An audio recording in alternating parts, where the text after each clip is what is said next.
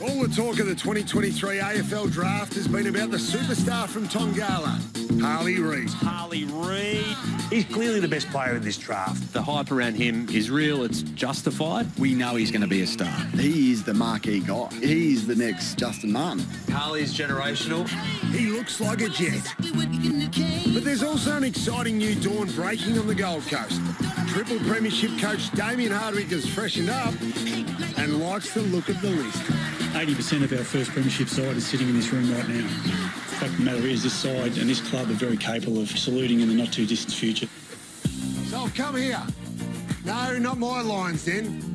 The Palm Beach Crumb and Footy Club on the Goldie. Graham. That is awesome play. They got across the face, but can Walter take the grab? Walter the Wonder. The home of 4 talented local kids. Rogers. Reid going back with a flight, plucks it. All homegrown talent. Products of the Suns Academy. They came on from an early age. They were always standouts. We're very proud to see their achievements and where they're going to go. Could they be joining Dimmer on his search for greatness? We've always been together the whole way, so it's pretty cool. Really exciting times for Gold Coast footy. Don't know what's in the water down here. Mark my words, the Suns are rising, and this could be the start of something big.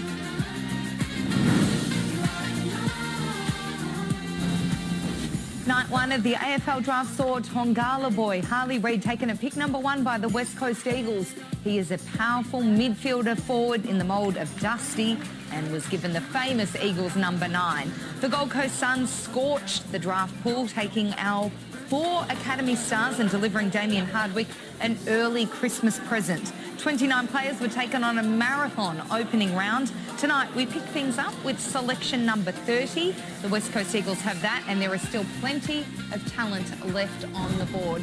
Hello and welcome to Fox Footy's coverage of the draft night 2. A big welcome again to Mick Ablett and Kevin Sheehan. And last night was spectacular. We saw some wonderful emotion from the players that were drafted, and tonight will be much the same.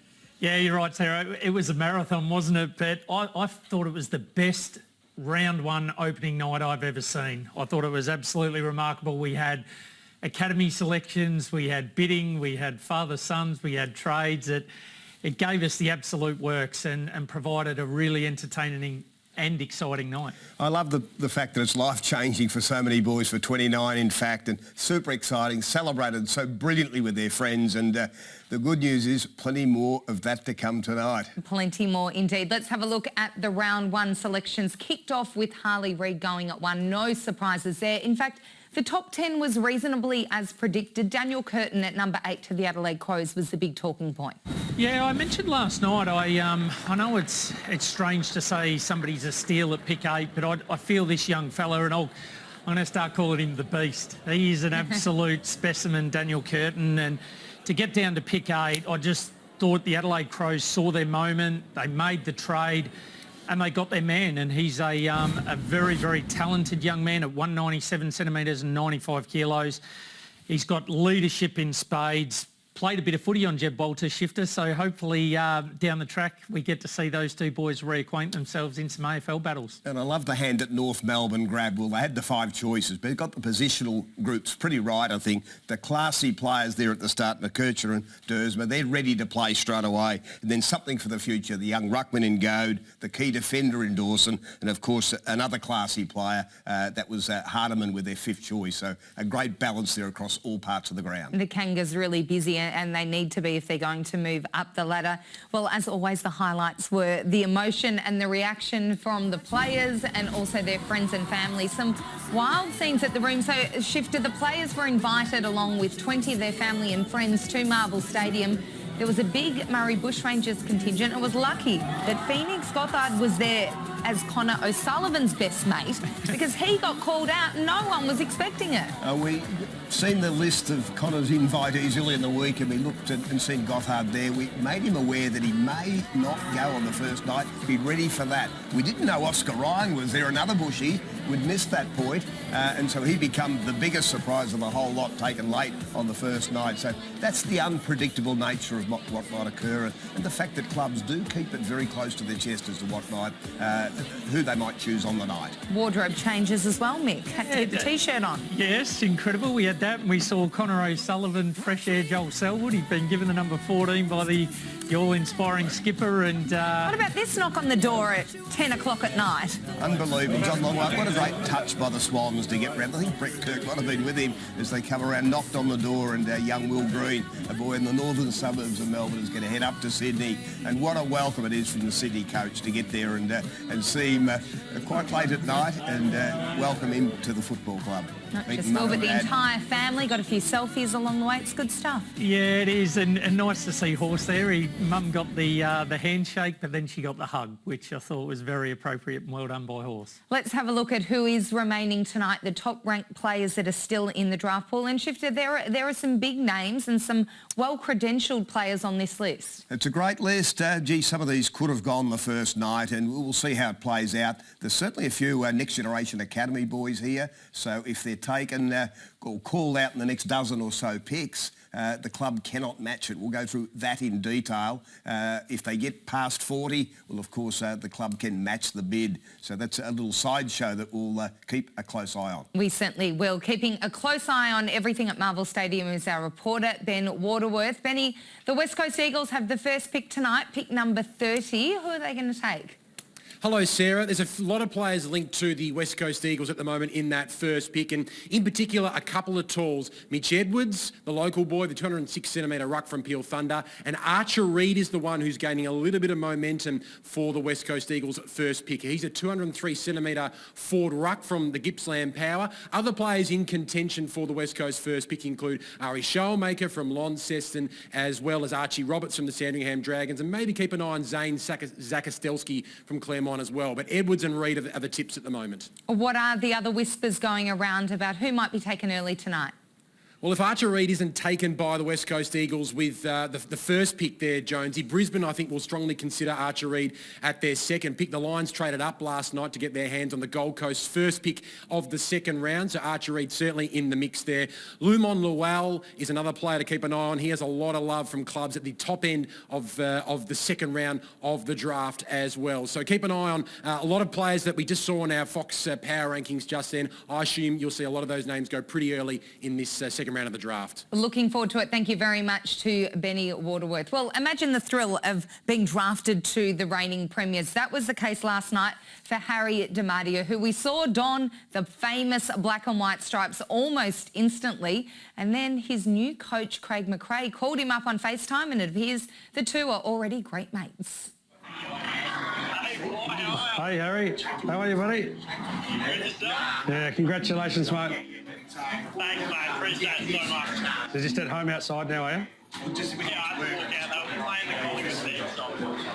We're going to have to get a jumper with Nike on it, mate. I love that you had the other one, but... It was one of my mate's mums. She had it on for good luck.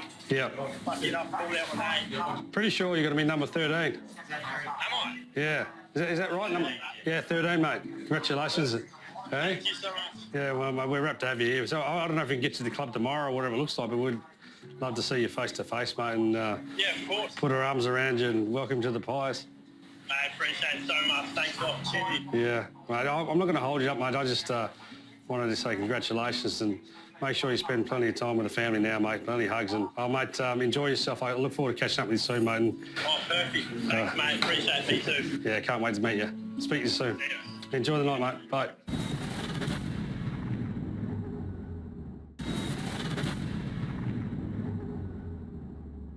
Every heart beats true for the red, gold and blue. And we sing this song for you. Johnny say, you know the games and feet forgot. Keep your eye on the red, gold and blue. Well, he already knows the words to the Melbourne Football Club's theme song. Another great highlight of the night. I think all the fallout we see on social media the following day is almost as good as the night itself. It's where we get that character shining through. Yeah, it is. It's great to see the reactions. I know sometimes we can get a little bit robotic at times with how well these young men are trained, but just to see the natural reactions and a bit of character shine through, and what bigger character than Colton Tholstrup? He was up and about there back in Perth. All right, let's do it. Round 2 is about to commence. Let's head to Marvel Stadium and join Laura Kane from the AFL. On behalf of the AFL, I would like to acknowledge the Wurundjeri people, the traditional owners of the land on which we meet today, and pay our respects to elders past and present. We acknowledge we play our great game on this land. We respect the cultures of all First Peoples, their contribution to our nation and their contribution to the game of Australian rules football. Round 2 of the 2023 AFL Draft starts now. And West Coast Eagles Football Club, you are now on the clock. So West Coast receiving Harley Reid at pick number 1, the ultimate player in this draft. Mick, what are they looking for now? Yeah, I was a bit surprised, to be honest, that was the only selection they made on night 1. I know they did try to get in early. There was talk surrounding whether they could grab Daniel Curtin, potentially trade a future first-round pick, or whether it was Nate Caddy, but unfortunately they weren't able to get that deal across the line. So just the one selection on night 1. This one has to count, Sarah. There's still a number of positional requirements on their list, and I feel like they'll just go for the best player in this particular circumstance. And we looked at those players on the board earlier, Shifter, still a number of guys that are 200 centimetres plus. There's some midfielders there, some running half-backs, so there's certainly plenty of scope to fill any need that they may have on their current list. Shifter, give us a sense of round 2 and some of the beauties we've seen in AFL draft history across round 2. There are some spectacular players that have been drafted this high. Well, we're not far off number 31, which is Simon Black. Oh, you'd love a Simon Black, wouldn't you? Sammy Mitchell was in the mid-20s. You get to about Adam Goods at 43. Wow. And my favourite's 47. 47 is Boomer Harvey and Corey Enright, 2 of the greatest players of all time for both Geelong and, of course, North Melbourne. So some brilliant players are going to be taken tonight. History will tell you that. Premierships and Brownlows, Norm Smith medalists among that 300 gamers. So you can become a wonderful player even at round 2, obviously. So the draft number means a bit on the night, certainly. But once you get into a footy club, you start to make your reputation. With pick 30, West Coast Eagles have selected Archer Reid from Gippsland Power and Inverloch Kongwak. Wild scenes of celebration there as Archer Reid lands at the West Coast Eagles, the younger brother of Essendon Zach, and, well, a big performance over the carnival as well has really put his name up in lights. Yeah, 203, that's 6'8" for those that need some conversion help, so it's big. Loved his game. It's this game here where the two Vics met, and he was a dominant player early in the game. His marking up forward, it was impressive. He hit the scoreboard as well. He's a very mobile boy that gets around the ground very well, can help out in the ruck, but mainly a key forward. Runner-up in the best and fairest to Zane Dursman, who we heard all about last night down there at Gippsland Power. So a young boy that'll take a little bit of time, lightly built, but gee, has got all the class to be a key forward into the future. Yeah, I really like his ability to create separation on the lead. That's where a real point of difference for mine. And his execution by foot, he's highly proficient. His ability to hit leading players lace out for a guy that's 200 centimetres has been outstanding. And just one thing to note I found really interesting in his profile, his absolute running vertical jump was 342 centimetres. So at its peak, that's what he's getting to height-wise. But he jumped that off both feet. There's not too many players that have got an equal capacity to be able to jump at the same height off both feet. So he's a really promising type. I'd sort of liken him a little bit to Todd Marshall at Port Adelaide Power. Lots of upside too, which, I mean, it's fantastic to get a ready-made player, but to have someone that you can work with and develop is also really important. Yeah, it is. And like Shifter said, I mean, sometimes we see these 200 centimetre players take a little bit more time to develop, but geez, they're so well prepared now that some of these guys do have the ability to step in, get a taste early doors, find out a bit about what it's like, and then go back and ply their trade at State League football. And he's got his brother Shifter to be able to learn from and find out what life is like as an AFL footballer. Yeah, massive advantage, I think, to have a brother in the system, as the Dursmans have, of course. And young Archer, developed at a pretty good rate this year to end up second in their best and fairest. But some would have had him in the top 10. I like him even to a young Ben King, the Ben and Max King, of course. It's that type of build. And some of those boys, as Mick points out, can play straight away. I've loved his development over the course of the 12 months. We're just seeing whether we can have a chat to Archer Reid, but the Brisbane Lions are on the clock at the moment with pick number 31. This is the first time we're seeing them in this draft, Mick. Yeah, it is, and as we can see there, there's also a trade taken place between the two Queensland clubs between the Gold Coast Suns and the Brisbane Lions, just swapping a pick in this year's draft along with a future round 4 selection. But yeah, look, it's really interesting, isn't it, in terms of where the clubs go now, whether they pick for need, are they still going, as we saw the list earlier? With pick 31, Brisbane Lions have selected Logan Morris from the Western Jets and the Werribee Districts Football Club. A strong marking forward who loves to hit the scoreboard, Shifter. Yeah, kicked 30 goals this year in 10 matches in the pathway in Victoria. Love him as that, you'd call him the third marking target up forward, just over the 190 centimetres. Clean hands, reads the cues very well on when to lead. He times his leads brilliantly, and he even had a bit of a taste of playing down back in some of the national games, just a bit of an experiment, I suppose, so it gives him another string to his bow. But yeah, been a developing player over the last couple of years with the Western Jets as that marking target up forward. Yeah, really promising type. Interesting. Another one of those, I guess, what you call a hybrid type at sort of 191 centimetres. You look at his scout profile there. He's certainly, you know, above average in every category, which is outstanding. Kicked 4 goals against WA early in the Under-18 Championships, and as you mentioned, Shifter, got a bit of a taste playing down back also, and also a little taste of VFL football where he played against Footscray and managed to kick a couple in that game. So, you know, his season's been outstanding, a Coates League Team of the Year player at full forward, so he could end up being a nice swingman for the Brisbane Lions. The strategy of a team like the Brisbane Lions, who we know were so close to winning the flag this year, they've got a wonderful list. They're within striking distance. Again, they can afford to take their time with these selections in the draft because they are poised to have another tilt at it.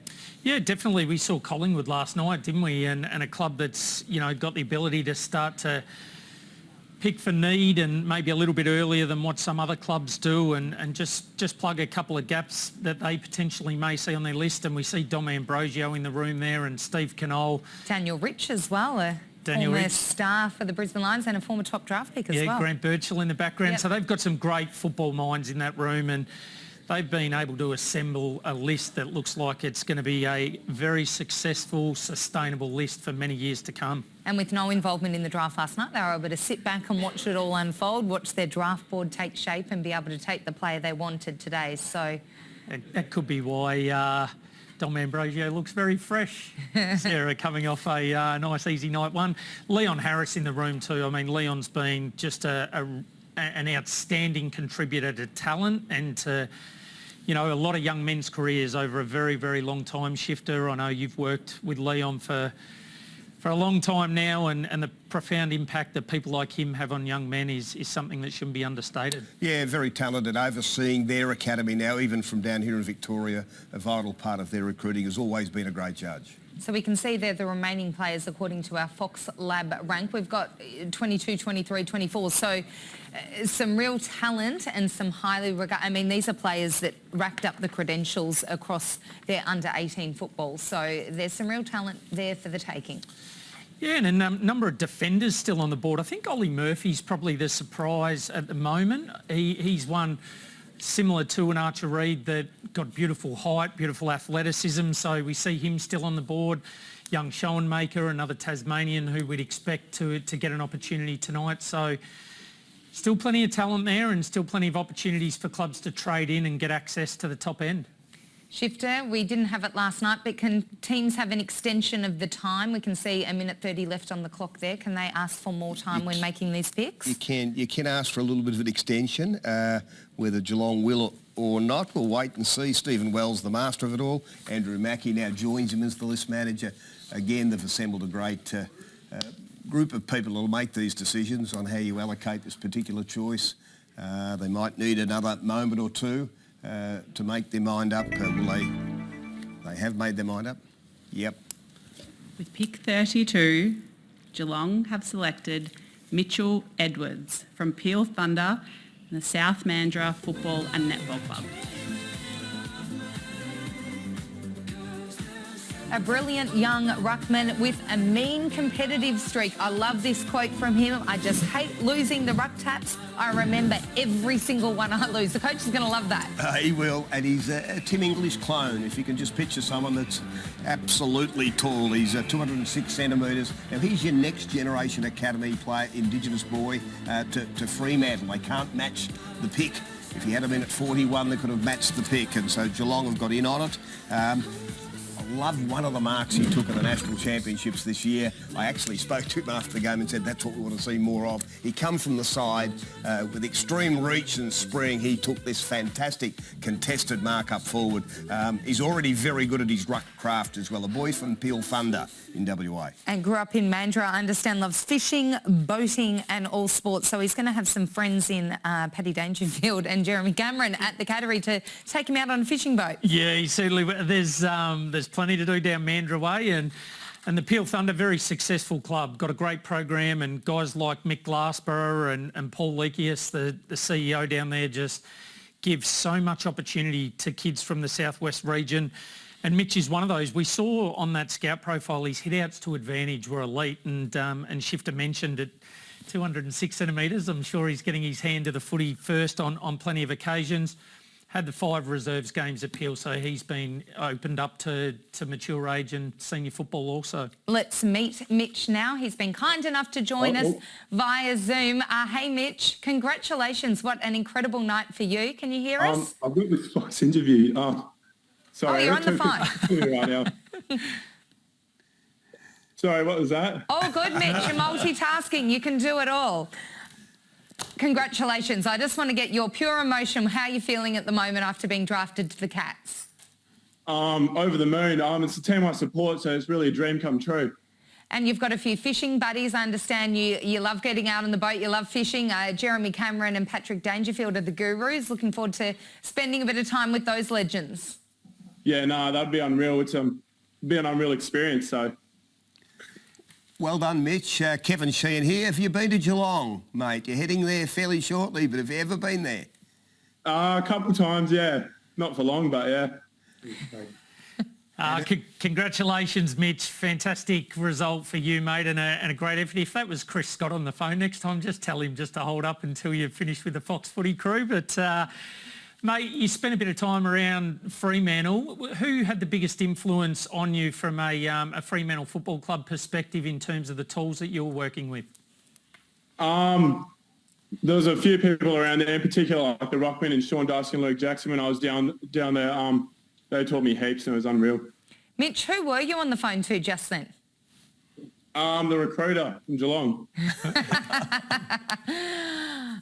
They've just sold you under the bus, Andrew Mackey and co there at Geelong. They do a great job. What are you most looking forward to about being an AFL footballer? Everything really. I don't know. It's my dream job, what I love doing. So, yeah, just keen to get cracking. Mitch, congratulations. We look forward to watching you come across here to Victoria and play for the Cats, and best of luck enjoying tonight. All right, thank you. It's out. I think that clip will get played a few places, don't you? Good to see you can multitask, do it all. Yeah, just put them on hold there for a little while and all came back, which was fantastic. We've got St Kilda up next with pick number 33. Their pick is in now. With pick 33, St Kilda have selected Angus Hastie from the Geelong Falcons and the Geelong West Giants Football Club.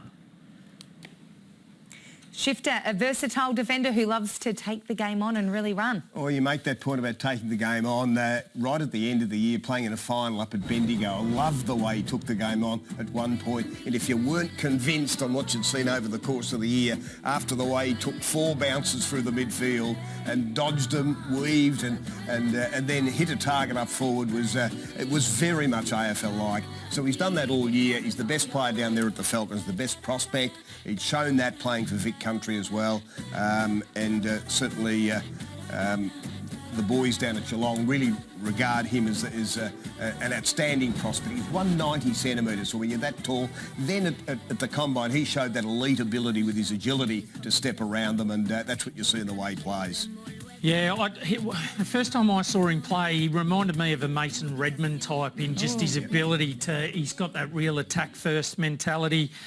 Nice lateral movement. He finished third in the agility test at the National Combine, and another Coates League Team of the Year representative on a half-back flank. So he's going to give some really nice counter-attack to the Saints defence, and someone that's going to have the ability to play on tools and smalls. And the ability to create and run. So that's also going to be so important for Ross Lyon's side. Yeah, definitely. And, you know, he finds plenty of the ball too. I mean, he had 33 disposals in round 7 versus Bendigo in a really impressive game, and I think that was one that certainly gave people something to think about and made them stand up and take notice.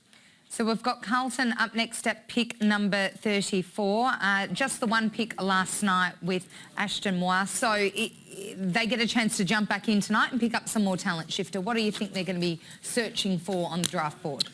Well, I'm going to really watch the clubs in the next little period, although the pick is in. We'll find out very, very quickly. With pick 34, Carlton have selected Billy Wilson from the Dandenong Stingrays and Dramana Junior Football and Netball Club. Impressive end of the season form, Shifter, averaging 27 disposals over the last 4 matches. Well, what they've gone for here is speed, absolute speed. This boy played in deep defence early in the year, including in the national championships, and he'll break the lines with that speed. Then he pushed to midfield, playing for the Dandenong Stingrays later in the year, and showed he's very, very capable there. Another boy that made the team of the year. That's the sort of year he had too, playing in the Coates Talent League. So absolute speed. He's got courage as well, and really grew in confidence as the year unfolded. Really hard runner. That's what I love about him. He's a high-intensity, metres gained type of player, Billy Wilson. So when he decides to go, as Shifter spoke about, with that real elite breakneck speed, he goes hard.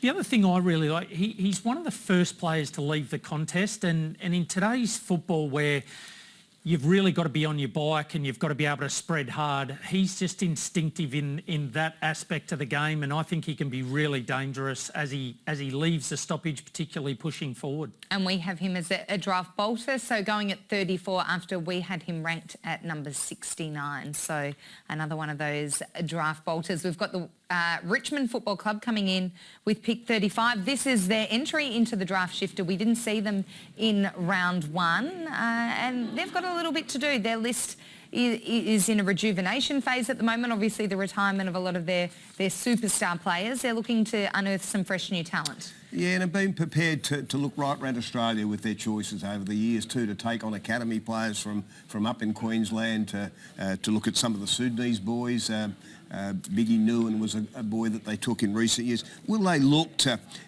take a couple of the Sudanese boys that are there on the boards at the moment, in Giath and of course Luau, two of the boys that we'd expect will end up on AFL list. Now, they are next generation academy to respective teams. Giath at Hawthorn, Luau at the Western Bulldogs. Should a bid not come in this period, they'll be able to match the bid after 40. So will Richmond do that, exercise their right to choose one of those boys? It would add some speed to their defence. So Matty Clark in charge of all of this. A big moment for the Richmond Footy Club. And the first draft for the new coach, Adam Uze, there in the Tigers colours. Yeah, he's blessed to be surrounded by the experience that's in that room too. We see Tim Livingston there, Blair Hartley, some fantastic football minds that have got very, very good insight and experience in drafting talented young men. So pick 35 is with the Richmond Football Club as they debate and deliberate over what they will be doing. We know the clubs tend to hook up with these players pretty quickly, Shifter. In the next day or two, the players that are drafted tonight will find themselves at the football club. We know we saw a lot of the players that were picked last night doing media today. It all begins very quickly. Life changes in an instant. Yeah, chatting to a few of the boys today. Some will get there by Thursday, others will get the weekend at home and then travel early next week. So it happens very, very quickly. Over history, about 40% of the boys will be shifting state. So they're big moves, life-changing as we've talked about for all of the young men. And there'll be a life-changing moment in a second when Richmond calls out their player. Well, the clubs are experts, aren't they, at moving players. They know what to do to support them, how to set it up with host families, etc., how to be able to make these players feel welcome. Yeah, they do a fantastic job, don't they? We know the challenges that it poses for these young men, and we've got to remember sometimes some of them haven't turned 18 yet also. So it's a big move to go across the country, but the investment and the support and what the AFL clubs put around these young men, they should really be commended on. We've got a trade happening at the moment between Richmond and the Fremantle Football Club. It's for a trade of picks, so we'll have the details of that once it is finalised, but that's why this one is taking a little longer. Are they just jumping up a couple of spots, are they? Fremantle have got 38 at the minute, about 4 spots further back. And Fremantle haven't had a pick yet in this draft. Yeah, I was surprised last night that they didn't trade into the first round, Fremantle, especially with the amount of first and second round picks they've got next year.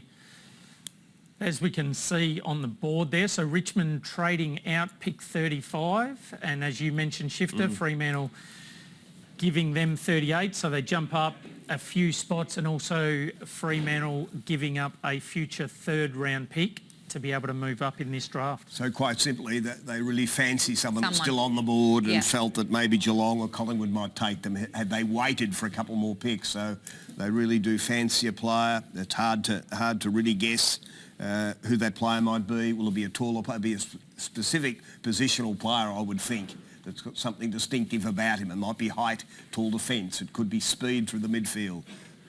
Yep, or it could be class, absolute class through midfield. So there'll be something about the player that they've chosen, no doubt. Pick 35 for the Fremantle Dockers. The pick is in. With pick 35, Fremantle have selected Cooper Simpson from the Dandenong Stingrays and the Mount Martha Junior Football Club. A really quick and clean midfielder and a great leader as well, Shifter, which we know clubs love that. Yeah, and of course, things don't always go smoothly in your draft year. And for this boy, he looked a top 20 pick for mine coming into the Nationals, hurt his ankle in the first moments of the National Championship and missed the whole lot. So fell off the radar of all the clubs through the Nationals, but got back to great form later in the year. He is a beautiful mover, this boy. Right and left, wonderful step through the traffic. He runs both ways, as the clubs like to talk about. A real hard runner both ways. But I love the fact that he takes the big moments in games, the goal that's needed on the siren, that sort of stuff. He's a leader as well. Yeah, as we say, it was just the injury in the middle of the year that probably cost him a top 20 spot. So no surprise that's why you jump up if you fancied that player. He looks very suited to the WA conditions on the fast tracks as well.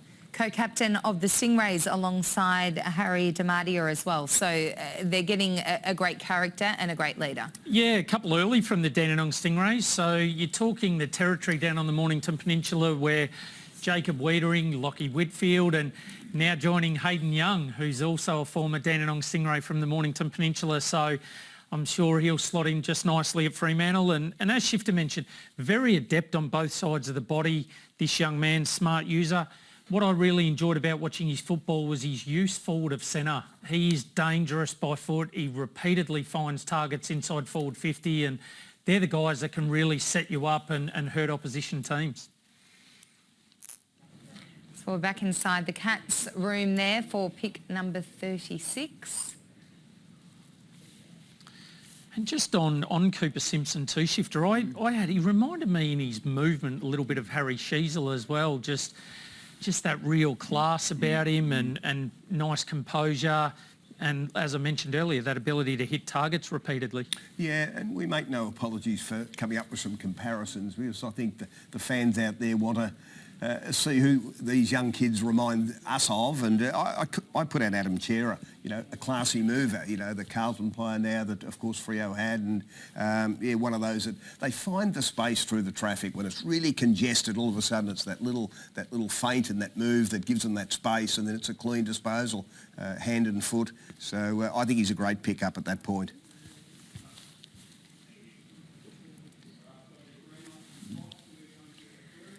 Stand by and wait for Geelong to announce their selection. The pick is in, so let's head back to Marvel Stadium for the announcement. Busy night back and forward of all the picks that we've got in store for us, but it's rolling along quite quickly tonight. Yeah, it certainly is. We're moving. Famous last words.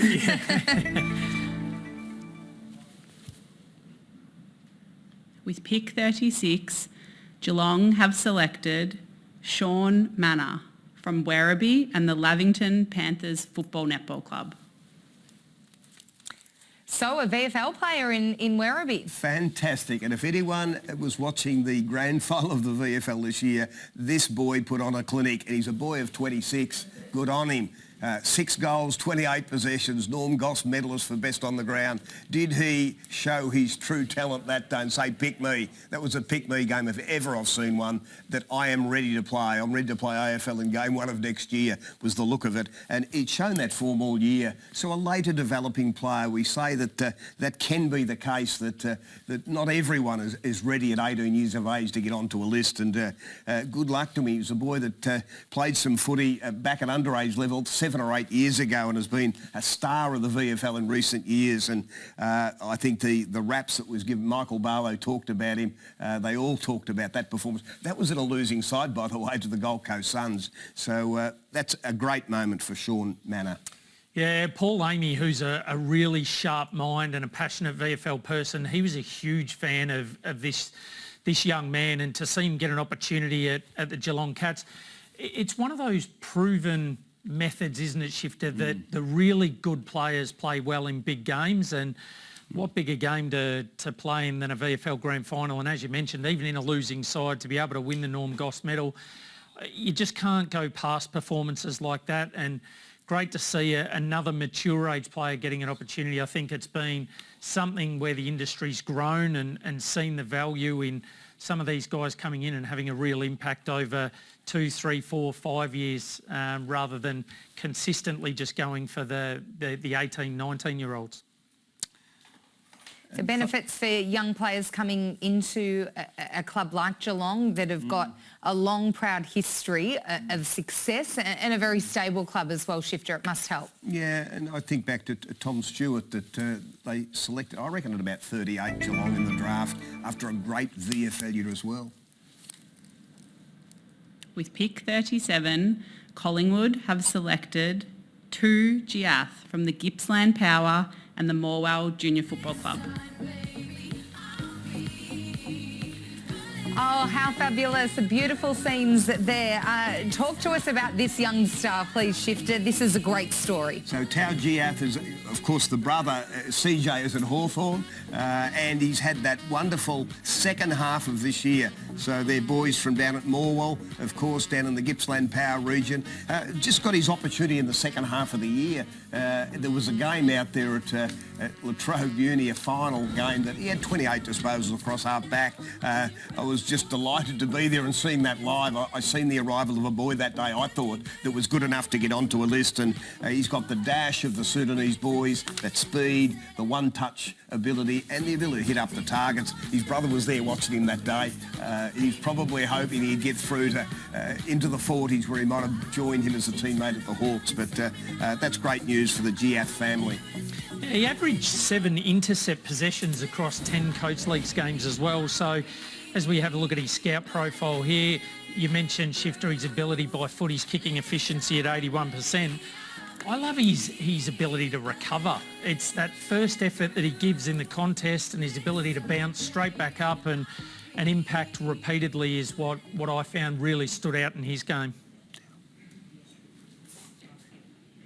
So the Collingwood Football Club might have landed another star. How exciting for Craig McRae and the team. They put so much work into this draft and watched so many hours of underage football and so many hours of the video as well. But this young man is a real standout.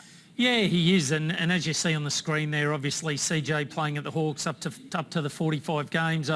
Look, he was someone that really surprised me, CJ, when he burst onto the scene and how quickly he transitioned into AFL football. And we touched on it earlier with Archer Reid and the impact his brother may have on him.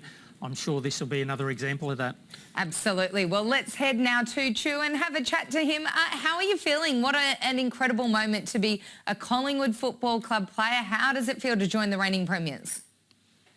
I can't even really articulate how I feel at the moment, but I'm a Collingwood supporter, so that just explains a lot. I'm really happy at the moment. Grateful to get an opportunity at such a great club. A Collingwood supporter, of course, we know your brother so well. What kind of advice has he given you in the lead up to today? He's just said enjoy every moment of it. I think a lot of different emotions throughout the past few days, and yeah, a lot of us around just enjoying the moment and getting around family members. So yeah. Yeah, Tao, at one stage this year, it all seemed to click for you. Can you put that down to anything? You've gone from not playing to getting in there, and all of a sudden you've had a wonderful run in the second half of the year. What changed for you there? I think once I sort of got used to the level of footy, I think that's when things started to click for me. A few games in, I feel like, is when I started to sort of cement my spot in the team and sort of have a role and stuff. So, yeah, I think it came down to just getting games under my belt. And Tao, congratulations, mate, and a sensational effort, and obviously to follow on from in your brother's footsteps. What does it mean for your family and for the community, mate, to continually see you guys make your way through the system and onto an AFL list? Oh, it means a lot. Not only my family, but a lot of the South Sudanese community. To not only have my brother, but a few other guys in the league as well. So yeah, for my family, it just means a lot. Like coming from the place we come from South Sudan. So I think yeah, it's hard to explain how much this means to us. It's going to be a pretty hard team to make your way into. How soon do you think you can play senior football? I haven't really thought about it. I think just getting in there and putting my head down is the main thing for me. And see where that sort of takes me. But I'm sure all the coaches and stuff will help me with my development and trying to crack into the team, hopefully. Who's your favourite player? You mentioned you're a Pies fan. Who's your favourite? Who are you most looking forward to meeting? You can't go past Scott Pendlebury. I think I've been watching him since I was a kid, so I'll say Scott. Stick close to him at pre-season training. You'll learn a few things, I'm sure. Congratulations, a wonderful moment for you and your family. Well done, and we look forward to seeing you run out onto the MCG in the not-too-distant future. Thank you, guys. Thank you. Brilliant. Scott Pendlebury would be a good one to stick very close to. You're going to learn a lot from him. Yeah, absolutely. And as we just seen while we're chatting to Tao, a trade come in, so the West Coast Eagles moving up to pick 38 and giving up pick 40 and a future pick. You'd imagine the Eagles are looking for some depth in the midfield here, someone like a Tarkin O'Leary from the Sandringham Dragons, or whether they look a little bit closer to home and go for a Clay Hall type who's had an outstanding season, got a very, very good breadth of experience across the under-18 championships, some senior football at the Peel Thunder.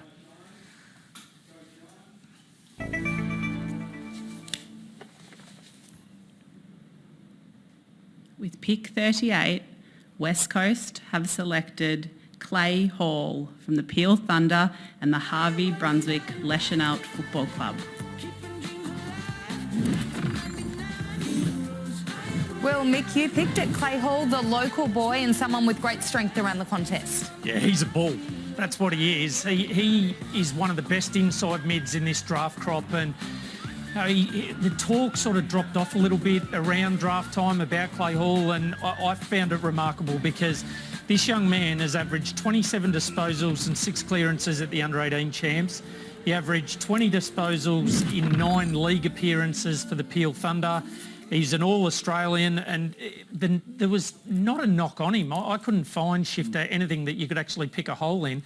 And whilst he did all this, he actually had some back issues as well. So spent a bit of time living with Colton Tholstrup during the under-18 championships too, so I'm sure they would have certainly passed on some of the knowledge to each other. And of course, he's the son of Derek Hall, who became a player down at Geelong as that lead up forward. Derek also played some games at the West Coast Eagles, a handful of games there. But yeah, agree with you, had a wonderful year, very consistent player for WA in the national championships, when the side wasn't winning as well, so I love that. His work ethic, fantastic. He's a left footer, precise user of the ball by hand and foot, and again there in the late 30s as an All-Australian. That's a great pickup. Tigers fans will be wondering when they're going to actually have a pick. They've been able to trade both of their picks so far back. They're going to pop up at pick number 40. What would be their strategy there? Yeah, they're obviously willing to drop back a little bit, Sarah, and acquire another pick in next year's draft. There's obviously still players on the board that they think are going to be there. West Coast may have had an inkling that Clay Hall was going to be selected very, very soon and wanted to get up the charts and and make their play for him. He's ready to go too, Clay Hall. But from a Richmond perspective, you've still got Archie Roberts that we spoke about. You've still got the likes of Ollie Murphy we see on the board. George Stevens is another one. He's an absolute inside beast. Again, a contested type player that, you know, he's another one very, very similar to Clay Hall in the sense that he'll be ready to step in and play senior football straight away. Next up is the Bombers at pick number 39, just the one pick last night, snaring Nate Caddy. They'll be pretty happy with that performance on night one in round one. What do you think they're going to be searching for here? Yeah, I think they got their big body mid. So I know Nate Caddy predominantly played forward last night, but over the course of the year, and they snapped him up last night. But I really think they've got to have a look at what they can do to reassure that back line. And when I say that, it's some more of those probably running types, you know, somebody that can maybe get up onto a wing.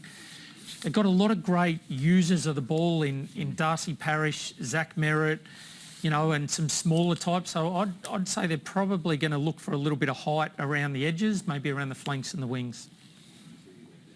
If they want that dash from defence, Lawal's the player that provides that. I think Archie Roberts as well. They're more the medium defenders than the taller defenders, but both boys have had wonderful years and they've got to be contenders around this point. Yeah, there is some discussion with Archie Roberts too that they think he can get into the midfield as well. I know in speaking to a number of AFL clubs, there's some talk around that. An elite user by foot to Archie Roberts, so you could certainly do a lot worse than going down that path.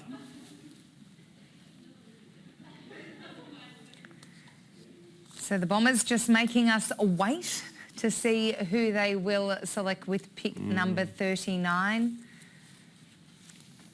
Tonight's not the only, the last port of call either, is it, Shifter? If players don't get selected tonight, there's still the rookie draft, and we've seen players training quite successfully over the summer and then being added to clubs' lists before the start of the season. That's right, the supplemental periods, the extra one that's been brought in the last couple of years, a bit of a repechage, if you like. Clubs can get one or two or three players in and sort them out over a 2 or 3 month period. You've also got the mid-season draft been introduced in recent years where up to 15 players get taken for the first time. So there's roughly 20 other spots, even after the rookie draft, where clubs can be picked up per annum. I think the pick is in, as we can see Adrian Dodoro in charge. Merv Kane we see there, Rob Foster-Knight. With pick 39, Essendon have selected Luman Lual from Greater Western Victoria Rebels and the South Warrnambool Football Netball Club. So an aggressive rebounding defender, and the Bombers have pounced here because if he was outside pick 40, the Bulldogs could have matched. Well, wonderful to see a couple of South Sudanese boys taken just a couple of picks apart. And they're similar players too. This boy's got some real character about the way he plays. Loved his game against WA. I loved his game in that final against Vic Metro as well. A dasher, a goal on the run was special in that representative game where he come from defence, took the hand pass and then banged it from outside 50 and did the players get to him in that game. They love him the way he plays. So a boy from South Warrnambool that gets on a bus and heads right up to Ballarat to train and then play over a weekend and has had a brilliant year. Dash, an NGA boy, wonderful to see him get his opportunity now. Yeah, and like we discussed, he's that type of player that gives him a bit of outside class. He's a real smart user of the football. He sells candy like it's going out of fashion, this bloke, when you watch him play. So he's a very exciting type, and I think he's got the ability to get up through the midfield and around the wings and provide some real dash and class, break some lines, and maybe slot in nicely behind Mason Redman as he takes off, Sarah. All right, we're going to head to Marvel Stadium. Ben Waterworth has some more news on this selection for the Bombers. Benny. Yeah, quite a stunning move here by the Bombers, Sarah, because if Lamont Lual had gone one extra pick, he's in the threshold for NGA bidding in terms of matching a bid. So he was linked to the Western Bulldogs Next Generation Academy. If he was at pick 40 and afterwards, the Western Bulldogs would have had the rights to match. So Essendon have pounced one pick before the threshold. It comes, 3 picks after Toji Ath, who was linked to the Hawthorn Next Generation Academy as well. He was picked up by Collingwood pick 37, and of course Mitch Edwards, the Freo NGA as well. 8 picks before the pick 40 threshold as well. So a couple of clubs pouncing late before pick 40 arrives. Sarah? Bombers pouncing there, getting it done, because clearly they had designs on him as a player and, well, they have to work within the rules. Yeah, that's right. And it's amazing now what list managers and recruiting groups have got to be across, because they're well aware of where the picks are at. And as Ben mentioned, rightly so, another couple of picks and these guys can be almost walked through the door through the Next Generation Academy programs. But very, very smart recruiting, again, by Adrian Dodoro. He's aware of that and he's got his man. So Richmond are next with pick number 40. We wait to see whether they'll actually take this pick in the draft as they look to rebuild and rejuvenate their list under new coach Adam Uze. We've got the Brains Trust there sitting around the table. What will they be working over, Shifter? There's still some incredible talent. I mean, we've got some players that we're ranking in the 20s and we've slipped down to 40 now. So there perhaps are some bargains to be had. Well, I'll throw in a name. Jack Deline is a boy that I think could be drafted tonight. A boy that's kicked 55 goals for the year at State League and Talent Pathway level. That's a fair bit in 20 games. He can do some special things, kick them in a row.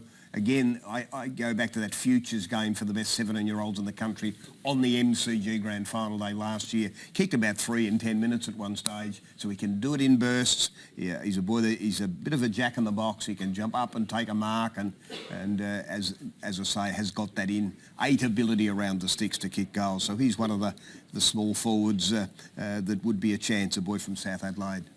I would have thought there's got to be some interest in the mids too, Sarah. I think, you know, as you look at, you know, Trent Cotchin and Dustin Martin and Josh Caddy and these sorts of guys who have really held that Richmond Footy Club together for a long, long period of time, they're going to need to start to be sort of replaced and that sort of stuff, and the list regenerated in that space. So I wouldn't be surprised if we see him look around that midfield type. Boy that we haven't mentioned, Joel Frazier, a boy from the Rebels, liked a couple of games in particular that he played this year. One game on a wing for the Rebels up in Bendigo at the Queen Elizabeth Oval. He's kicked 6 playing on the wing. Oh, wow. 26 disposals. He looked like Hugh McCluggage that day with his ball handling. He just had it on a string, a boy from the Horsham Saints. And then within a week or two, he played in a trial match for Vic Country, had 35 playing through the mid, 35 disposals. And for some of these boys, they do get tired later in the year, travelling, as they do from the Rebels right round Victoria to play. But he's got some class at 190, playing inside and outside.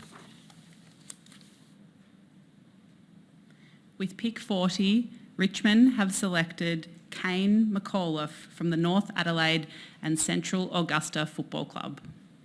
So there we go, a midfielder from North Adelaide, someone that will do a lot of the grunt work in the middle. Well, he could even play half-back. I like him to Jack Crisp. Think of Jack Crisp as the player. This is the powerful boy, this boy. He's 187 centimetres, 86 kilos already.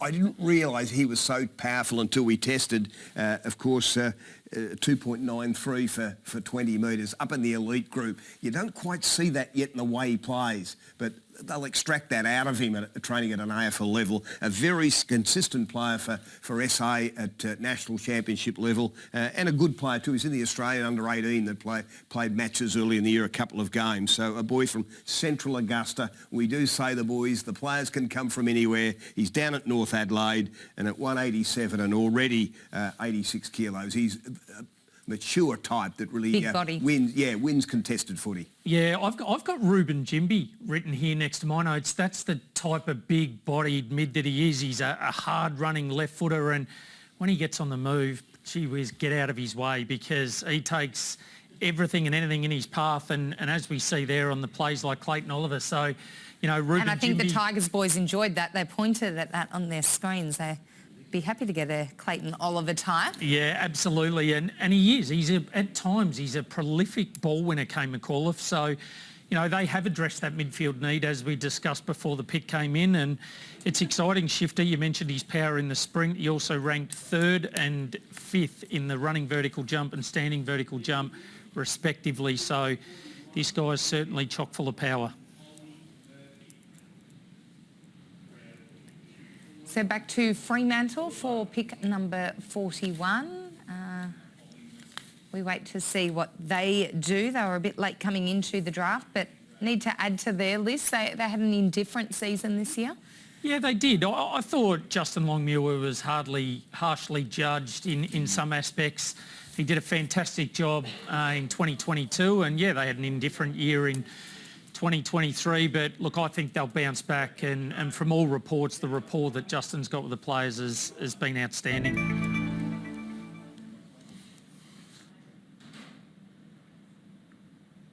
With pick 41, Fremantle have selected Ollie Murphy from the Sandringham Dragons and the East Brighton Vampires Junior Football Club. So Shifter, a player with a brilliant aerial game, perhaps a little raw, but a player that invest a bit of time into and they may reap the rewards. Well, when you have a glance at his CV, you'll wonder how he got to 41. How did he? He's the MVP for Vic Metro. That's normally guaranteed a top 10, but he's a tall defender. He's 200 centimetres. At the moment, he's just the 85 kilos, so he's lightly built. He's got all the hallmarks of being someone that can handle that pressure. Down in defence, he's a one-touch player, made great decisions on when to mark, when to spoil, when given the chance to play in defence. And like many of these boys, he would have been a ruckman or a forward, you know, coming up through his underage stuff. He had his first crack at defence this year, playing in the lead-ins to national championships, and handled that magnificently well. So his CV looks fantastic, and he's got AFL potential written all over him. Some great vision there of him with his family and friends, and the puppy dog was in on the action, loving that. So fantastic for Ollie Murphy to be headed to the Fremantle Dockers. We're going to catch up with Ollie now via Zoom. Ollie, talk to us about the family, the friends, the dog, everyone's there. What is this moment like? You've had to wait and you've had to be a bit patient. How are you feeling? How are the nerves? Yeah, no, it's good just to get everything done with and hear my name get called out. It's yeah, a lot of relief, and yeah, got some good people here and their dog as well. So yeah, really good.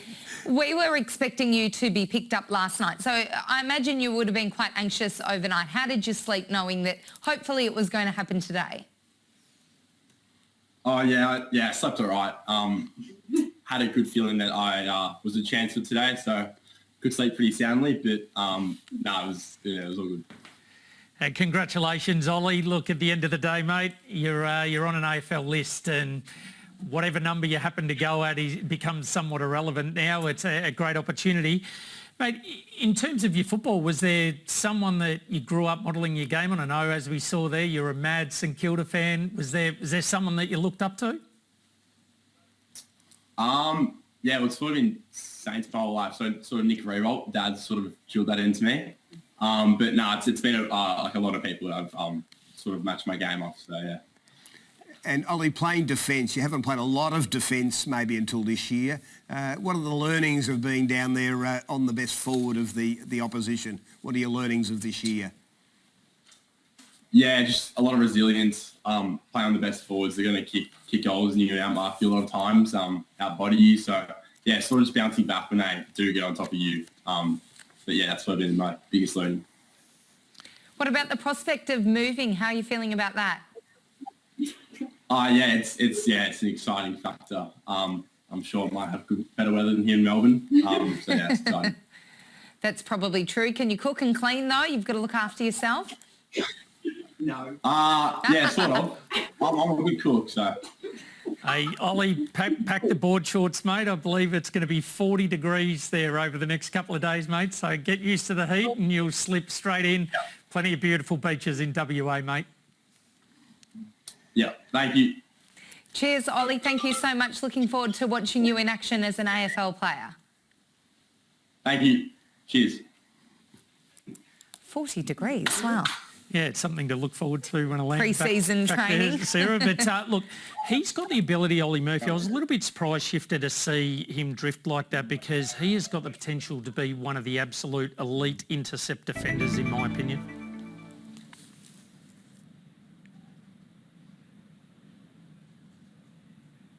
With pick 42, Brisbane have selected Luke Lloyd from the Sandringham Dragons and St Paul's McKinnon Junior Football Club.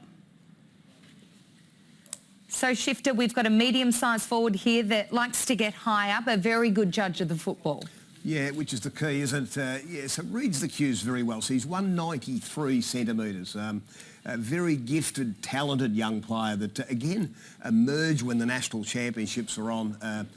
Everyone's focusing on the best boys playing at that national level, and this boy's dominating back at the Coates Talent League level. A couple of bags of 4 goals in a row for 2 games. He played a couple of games at Frankston too, Mick, during the year. His brother's there at Frankston, and then had some injuries later in the year. So the clubs didn't quite see him finish off the way that he might have liked due to that injury, but end up a premiership player there at Sandringham, and one of a number of Sandringham boys that have gone tonight.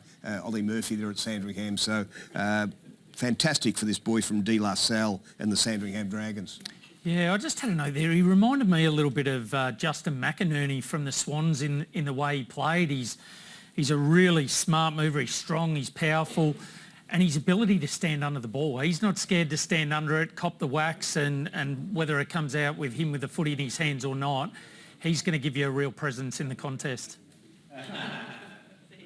So we've got a bolter there because it's 42, pick number 42, and our ranking has him at 63. So there's still a bit of movement, and I suppose at this stage of the draft we can see some players come from the clouds, and that always makes this night so exciting. You made a great point when we were chatting earlier, Sarah. There's going to be premiership players that are taken in this point of the draft, and history shows that and suggests that there's many great players that have come through a little bit later on in the draft. And, you know, as I mentioned, Ollie Murphy then, once you get drafted, you're just a number. Yep. At the end of the day, you walk through that door, and whether you pick one or pick 55, you're going to get the same opportunity. It's just a matter of working hard, earning the respect of your teammates and getting on with the job.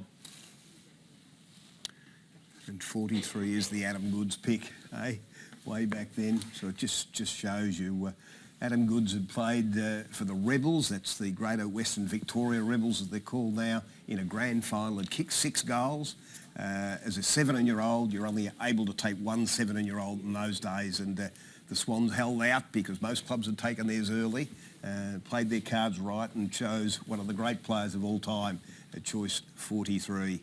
Yeah, every pick's important. That's why clubs take their time here. They're obviously debating 2 or 3. Big decisions, absolutely. Yeah. It might be versus size or position or something special about them, but take your time. You're allocated the time, so use it if you need to. And thanks for the reminder of how good Adam Goods actually was, Shifter. I was on the receiving end of that grand final in the TAC Cup where he kicked 6 and cost us the game. So he was a superstar. Very, very special player and gone on to do great things and represent the Indigenous community as well. Got a great foundation with the great Mickey O'Loughlin up there in Sydney, and those guys continue to support young people and encourage them to make better choice in life, which is fantastic.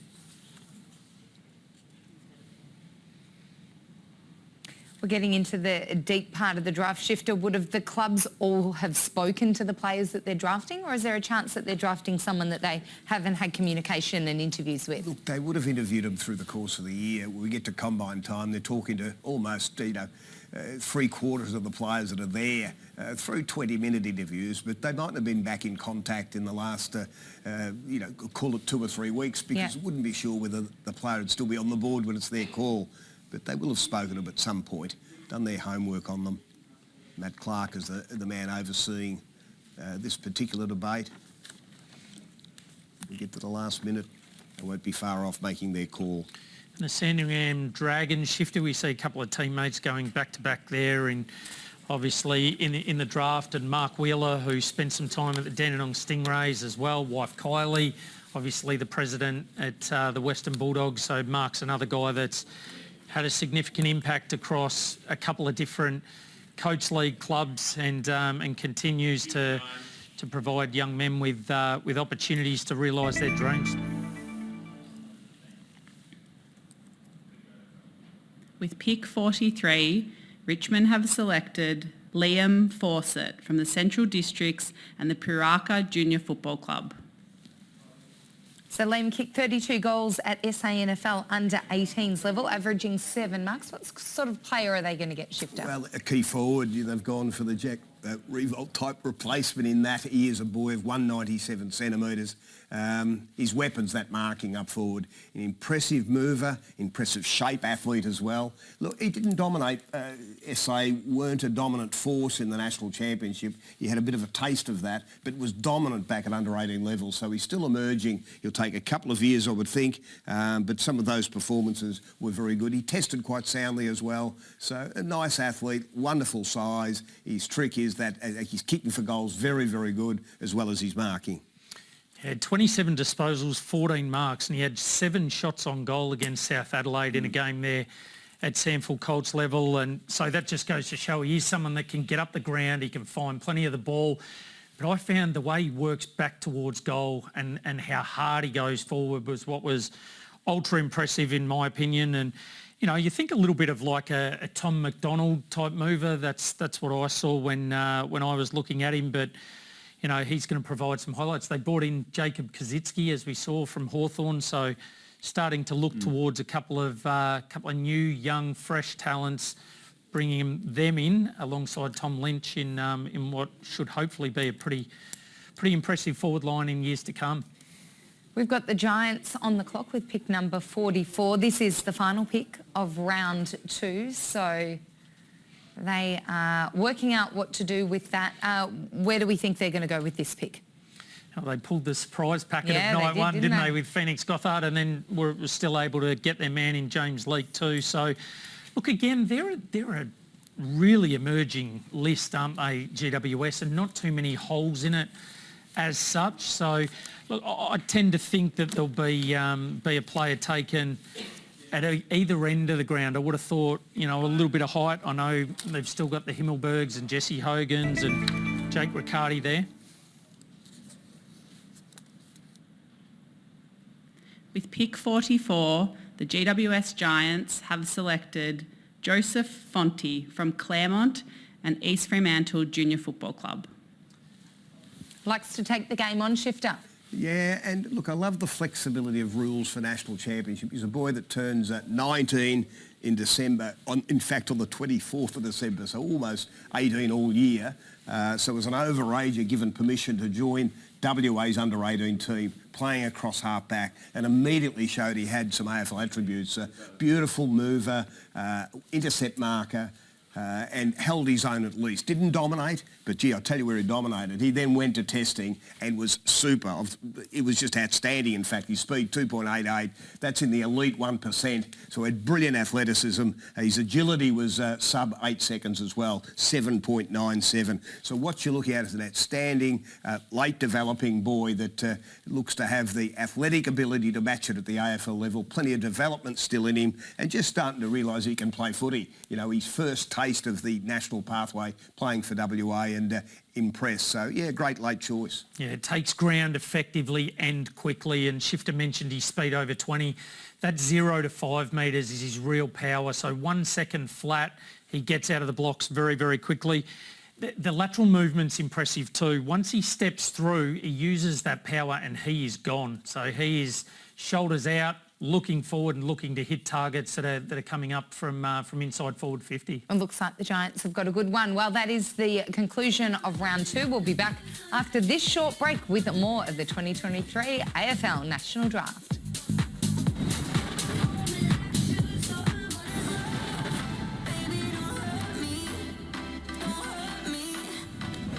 Welcome back to the AFL Draft Live, and exclusive here on Fox Footy. Some great scenes earlier in the night, round 2. Kicking off with Archer Reid headed to the West Coast Eagles. We've seen Mitch Edwards, he's going to Geelong. Another Giraffe boy is playing AFL football. Fabulous scenes there in the room, and Ollie Murphy, including the family dog. Oh, so happy to be an AFL footballer. Ari Schoenmaker still waiting, refuelling with a bit of pizza to make sure they're in tip-top shape as we enter round 3. Still some really good talent left on the board. It is with the Western Bulldogs at the moment. They are on the clock with their pick, and a little bit of a curveball before with the Bombers perhaps upsetting their plans a little. Yeah, they might have. Adrian's got a bit of a history doing that, hasn't he? But one of the great operators. Interesting too, I've just seen the Archer Reid household. It was like the MCG on grand final day. It was standing room only in there, and not sure they would have found a seat for anyone, but amazing scenes and those are the shots that we tend to remember forever. And the Bulldogs now on the clock, and Luke Beveridge, you mentioned Frankston Shifter. I had the pleasure of spending a little bit of time with Luke down there, and he's somebody that's never changed. He's just a remarkable person, never forgotten his roots and where he's come from, and obviously done a fantastic job, premiership coach at the Bulldogs, and we look forward to watching them in season 2024 as well. So last night the Bulldogs took Riley Sanders with their top pick in the draft. What are they searching for here? Well, next best player, I think. They've got some great people in charge. Sammy Power, now the list manager there, of course. Don Malesi, the recruiting manager. Of taking their time to have a look at this. Maybe it was Lawal that they thought might have snuck through, so he's your dashing defender. Like for like, it might be Archie Roberts. With pick 45, the Western Bulldogs have selected Joel Frazier from the Greater Western Victoria Rebels and the Horsham Saints Football Netball Club. A really hard-running wingman that can produce some eye-catching moments. Well, just a couple of moments ago we talked about that game where he had the 26 and kicked 6 goals playing on the wing up in Bendigo. I've seen that game and I thought he looked pretty special. Didn't play like that from week to week. He still had a terrific year up in the top 3 in their best and fairest for the Rebels. Can play inside and outside. I just love his cleanness at ground level. One-touch player. He's got great vision and is able to set his teammates up very, very well with his hands. And obviously with goal sense, he can push forward. He reminded me a little bit of Paddy Dangerfield. He's got the socks up and the power and the way he moves, but you know, again, a Coates League team member, Team of the Year member on the wing. His mid-craft stuff is elite. As a front and square type, you know, at 190 centimetres, his ability to really get to the fall of the ball and get into the right spots is impressive. And he enjoys the contact shifter. That's why, you know, I found that Paddy Dangerfield likeness as well. He's that big, strong mid, got a good tanker and a 6-minute 13 2-kilometre time trial, and highly rated. I know, talking to Ben Waterworth earlier as well, there'd been a lot of discussion from a number of clubs around Joel Frazier, and the Bulldogs have snapped him up. Born in November as well, so Shifter with the age rules surrounding that. He's a younger player and so will have some time to mature. Yeah, just turned 18 and it's one of the important, it's only a minor factor, but they can be, even if they're turning 18 in the year, they can be nearly 10 or 11, nearly 12 months apart. So it's all that detail is just so important to the recruiter, you know. January birth, well, he's probably a bit more mature physically, potentially, but he's not. This is an 14th of the 11th birth. So that, along with their height, their weight, all of that comes into it as you try and measure, you know, 3 years' time, what will he look like potentially. Certainly the strength and conditioning people at the club will have a look too at their numbers, all of their numbers, from their GPSs to their combine results, and weigh it all up as to what they could do with them athletically. Can they end up someone that can, you know, run all day at AFL level and cover 13 or 14 Ks and do it at repeat speed? They're looking at all of that. And certainly I know with Frazier that he did a 2.98 sprint in the pre-season, so sometimes, you know, they might be injured at the end of the year, a little bit off, so you'll go back to the testing that might be done at the start of the season by all players around Australia now, when they're probably a wee bit fresher. They mightn't be trained up as much for that speed out of the blocks, but the 2.98 suggests to me straight away that he's got that yard you want, that natural speed, and he's a bit of a loper, so I think that speed can be extracted out of him. I think the fast twitch fibres are probably there. And he hits the scoreboard too, doesn't he, as a mid, and that just makes me think, I know they've got great midfield depth, and they took Riley Sanders early last night, another beautiful size at 188, but someone like a Joel Frazier might give them that flexibility around a half-forward flank or a third tall inside forward 50, so you know, as much as people are sitting there going, oh, the Bulldogs have potentially taken another mid, I think they've got great flexibility with this young man, and he shows that he can ply his trade up forward, kick goals consistently, and I think it's a really nice selection. So a little glance inside the Hawthorn Brains Trust, pick number 46 and 1.5 minutes left on the clock, doing a little bit of drawing on the whiteboard there. What are they looking for, do you think, Shifter, and what do they need to round out their list? Well, Sammy Mitchell's done a pretty good job so far as the coach of a developing young team, and Mark McKenzie, their boss of recruiting list management, in the van, seems to be controlling the conversation there. I think at this stage you trying to find someone that you really believe will play some AFL for you. You're up around that magical choice 47, which is the Corey Enright and Boomer Harvey choice. So there'll be some good players on the board. We'd love them to have careers like that. Yeah. Look, I was asked earlier in the year if I was coaching a team in the next 3 to 5 years, who would I want to be on, and I said the Hawks. I think they're a really exciting team. I think they've got a bright future and they've come on a lot quicker than what we expected. With pick 46, Hawthorn have selected Bodie Ryan from Glenelg and the Brighton Bombers Football Club. So best on ground in South Australia's last 2 games of the National Championships, a great intercept defender. Yeah, and Ryan is one that probably got the chance that most defenders would like to have this year, and that is to play on Harley Reid. Reid had kicked 3 in 3 minutes almost. It was that quick at the start of the national game between SA and Vic Country, and Ryan was given that task, and he thrived on it. His reputation, I think, was made that day when Harley was switching between the midfield and forward. When he went forward, Ryan picked him up, and then he started to win some one-on-one battles, and then started to run off him and back himself with confidence, saw the ball in the air and attacked the ball, was very brave in that game and grew over the championship with some very, very solid performances. And he's a boy coming up through the grades there at Glenelg, but that was his moment, I think, to test himself against the best and come out with flying colours. Yeah, you mentioned, Shifter, about his ability to back himself. That's what I love. He's comes off his opponent consistently and he really attacks the oppo. So good decision maker, he's creative, likes to take the game forward, and finds the footy enough as well. With pick 47, the Western Bulldogs have selected Lachlan Smith from the Gippsland Power and the Warragul Football Netball Club. A country boy. Country boy and a ruckman, developing ruckman.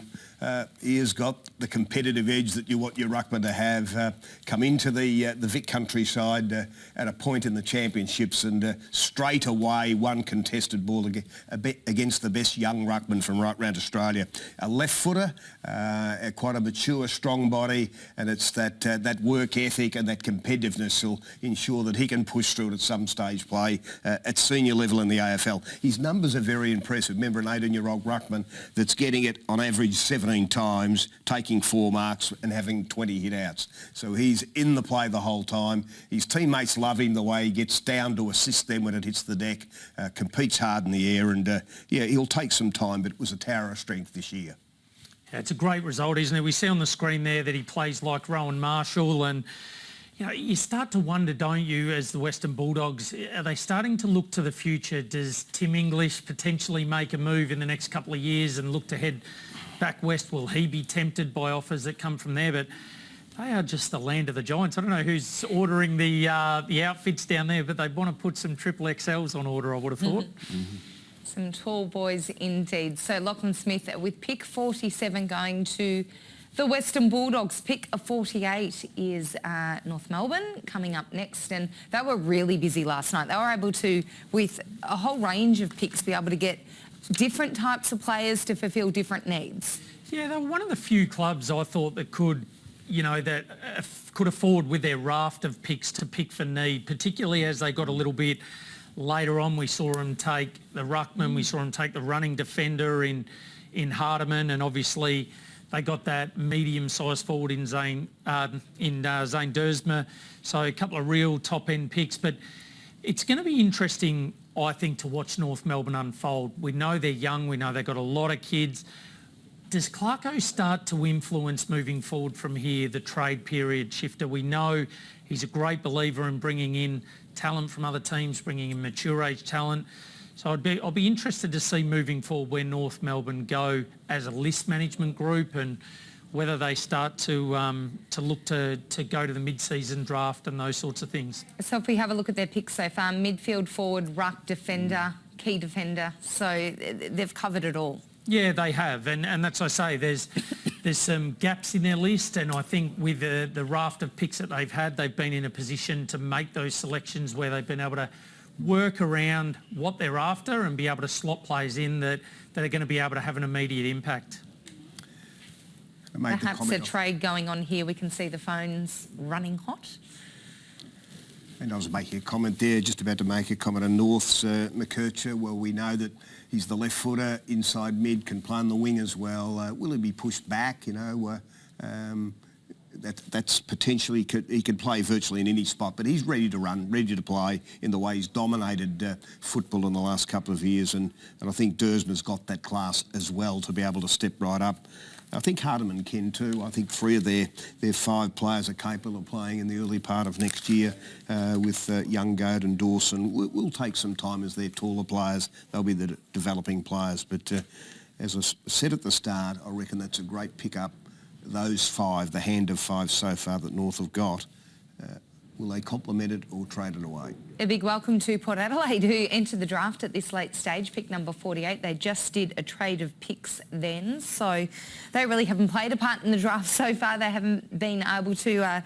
obviously, they had to give up lots to secure Rioli and Jason Horne-Francis in the last little bit, and also Radigali. So they've had a lot going on at the trade table, which means that their draft picks last night and tonight are pretty bare. Yeah, they have, and they brought in some real height, didn't they? Obviously bringing in Jordan Sweet and Asava Radigalia. So they're in the window. Make no mistake about that. And I know some fans have been frustrated with where they're at and not quite getting there, but that's why they're appearing so late in the draft, because they've gone and put all their eggs in one basket. They're going all out for a premiership tilt, and as they should. So we now get to see them play a part in this draft. We see Brandon Zerk-Thatcher, another one they acquired through that trade period. And, you know, Jeff Parker and Jason Cripps are 2 outstanding football people. They've got a plan in place, no doubt. Obviously, Chris Davies in the room as well. So I'm sure this selection will be someone that can impact fairly early, as well as a bit of an eye to the future as well.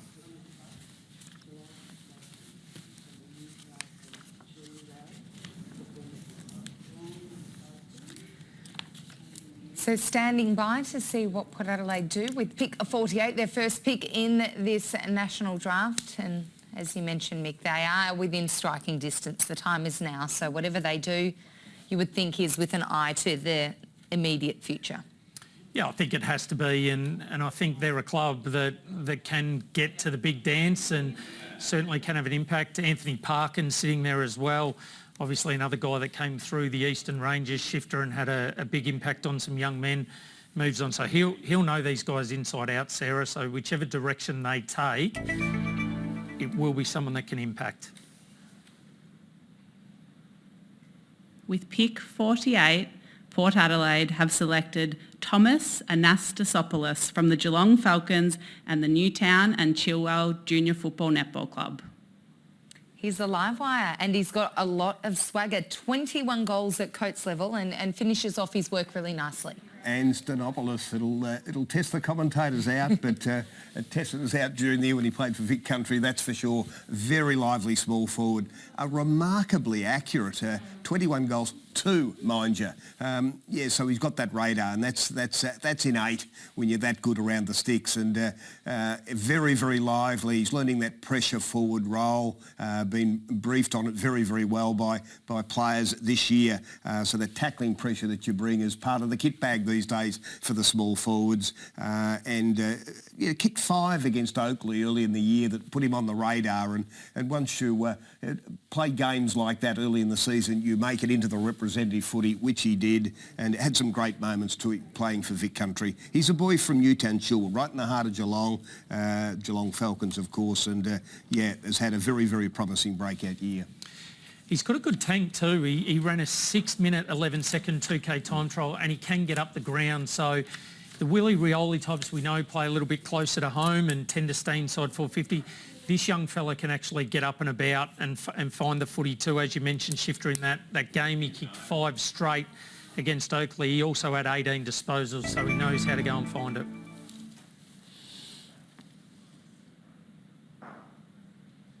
With pick 49, West Coast have selected Harvey Johnston from the Sandringham Dragons and the Parkdale Vultures Football Club.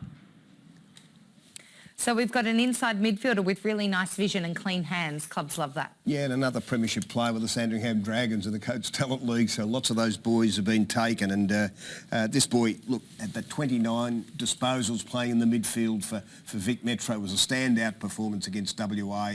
And that can be a hard group to get into, to get that chance to not just be the medium forward pushing up, doing all the hard work, to get right into the stoppages, right into the centre of the ground. And when given that chance, is very, very impressive. Neat user of the ball as well, a good all-round athlete, and he plays with great energy. I love the way he appears when you're watching the games to be a great leader out there on the ground. He's got great footy personality, you'd call it. His teammates love him, and you'd call him a real pro in the way he goes about it. Yeah, a couple of games at VFL level too for the Sandringham Zebras late in the year, around 18-19. So, you know, showed he was able to step up and adapt to the bigger bodies. And I just found him to be a little bit Luke Davies-Uniacke type when I watched him play. Very, very instinctive, and some players operate well at the stoppage and will find the ball and distribute, but his ability to move through the stoppage I found really, really impressive in looking across his vision. So, like you said, Shifter, he's a class mover, got good work rate, and certainly adds to the midfield depth that they're starting to acquire and put together at the West Coast Eagles. I loved his 2K, just over the 6 minutes, 6:17 I think it was, but you learn a bit about not just their athleticism, you learn about their competitiveness. You know, when the best boys are all put out there in groups of about a dozen or so, you find out who wants to fight. And I made a comment I'd written down at the time about the way he competed. He competed to win, and that's the way he plays the game as well. We've got the Giants on the clock with 3 minutes left. Pick number 50. We believe they might be talking to the St Kilda Football Club in terms of trading a pick there. So the Saints must have their eyes on someone. And there's some huge talent on the board still. I mean, we keep saying it, but there are players that we've ranked in the 20s that are still available now in the 50s. Yeah, and you've really got a feel for those young men too. Like, it's a big build-up, isn't it? It's a lot of hype, a lot of attention. So I'm sure their hearts are beating and very, very quickly, and hoping that they hear their name sometime soon. But, you know, the way we go about drafting now is different. We've obviously got, you know, the pre-season supplemental period. We've got the mid-season draft. So the opportunities will continue to evolve. And whether that means going and training on at an AFL club, whether that means going back as a 19-year-old shifter in the Coates League or an equivalent competition around the country, there are plenty of opportunities. We saw Geelong take a 26-year-old tonight. So, and we saw St Kilda do it with Anthony Caminiti coming in over the summer and a couple of weeks before the start of the pre-season. Yeah, that's correct. And sometimes as we got to the back end of these drafts, they go speculative.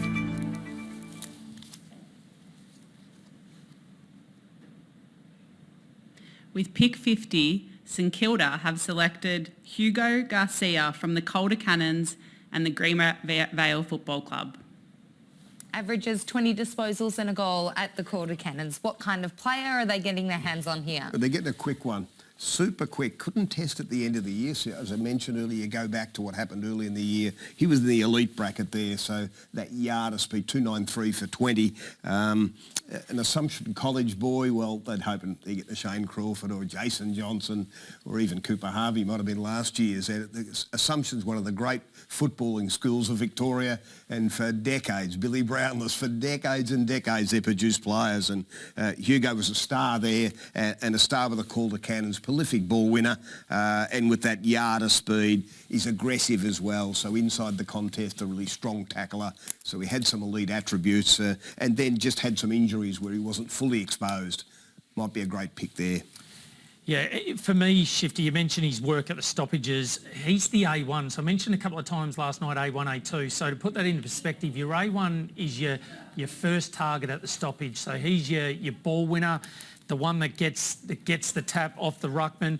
But he's also got the ability to stop opponents. So not only can he win his own ball, he can also put the clamps on an opposition mid, and very, very strong one-on-one in the contest and at those stoppages. So he'll fit in very, very nicely under Ross Lyon, who loves his strong contested type players. And the deal done too between GWS and St Kilda. We saw that last night as well. Brisbane Lions are up next. They've been reasonably quiet during this draft period, both last night and today, but their pick is in. They've got a great list, we know. They don't need too much at the moment. So this is probably adding a little bit for the future. Yeah, certainly. No doubt about that. They don't need someone to come in and impact immediately. They can have an eye to the future and develop some talent for the longer term. So this you'd expect to be someone a little bit more athletic, shifter, maybe a rangy type of player that's going to take a little bit more time.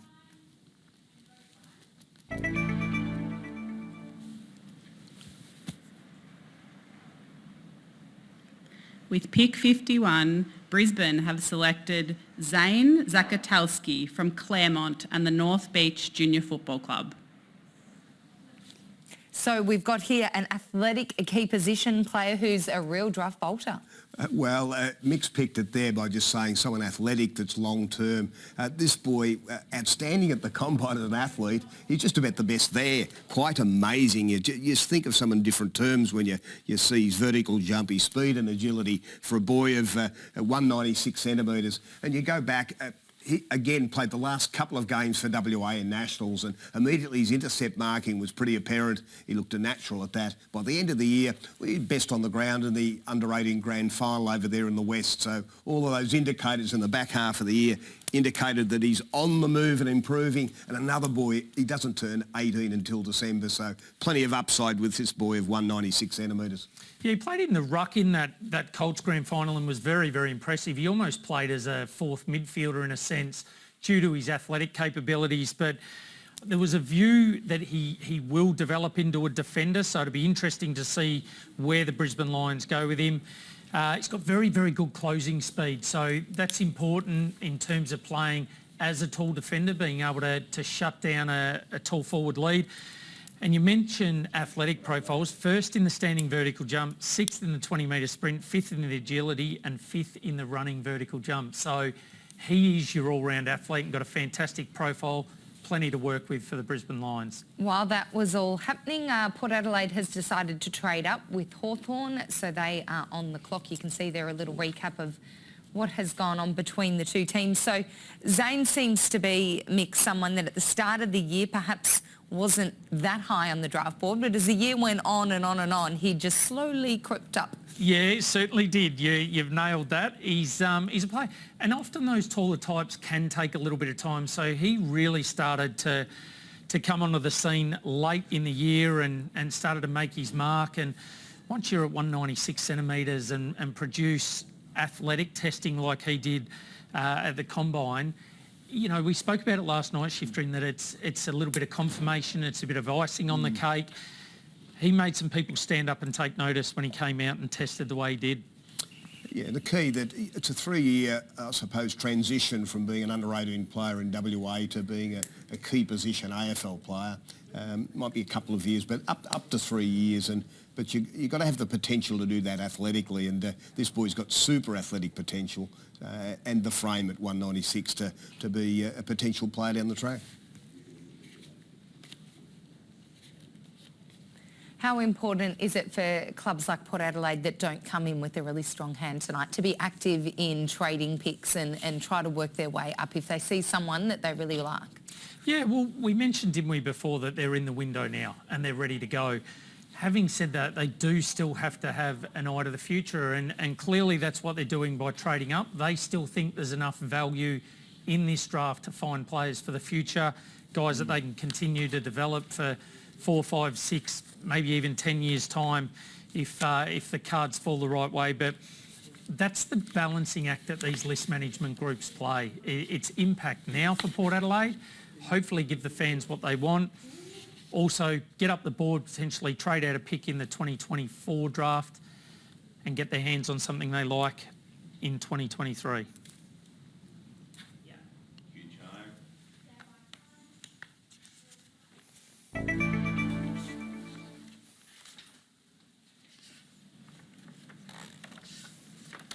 With pick 52, Port Adelaide have selected Lachlan Charlson from the Greater Western Victoria Rebels and the East Point Junior Football and Netball Club. So we've got a pressure player who plays through the midfield and the forward, kicked 8 goals one time this year. Against the Pioneers late in the year, that's the day out you want to have, and you want some of the AFL scouts there having a look at you. Put it all together. He also played for Vic Country during the year, quite strongly built and aggressive small forward too.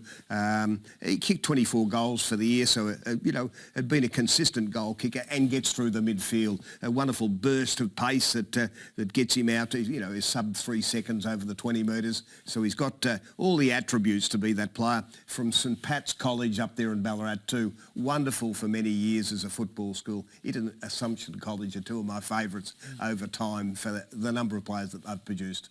Yeah, Phil Partington, someone that we heard a lot about, done a lot of great work up in that part of the world with the Greater Western Victorian Rebels.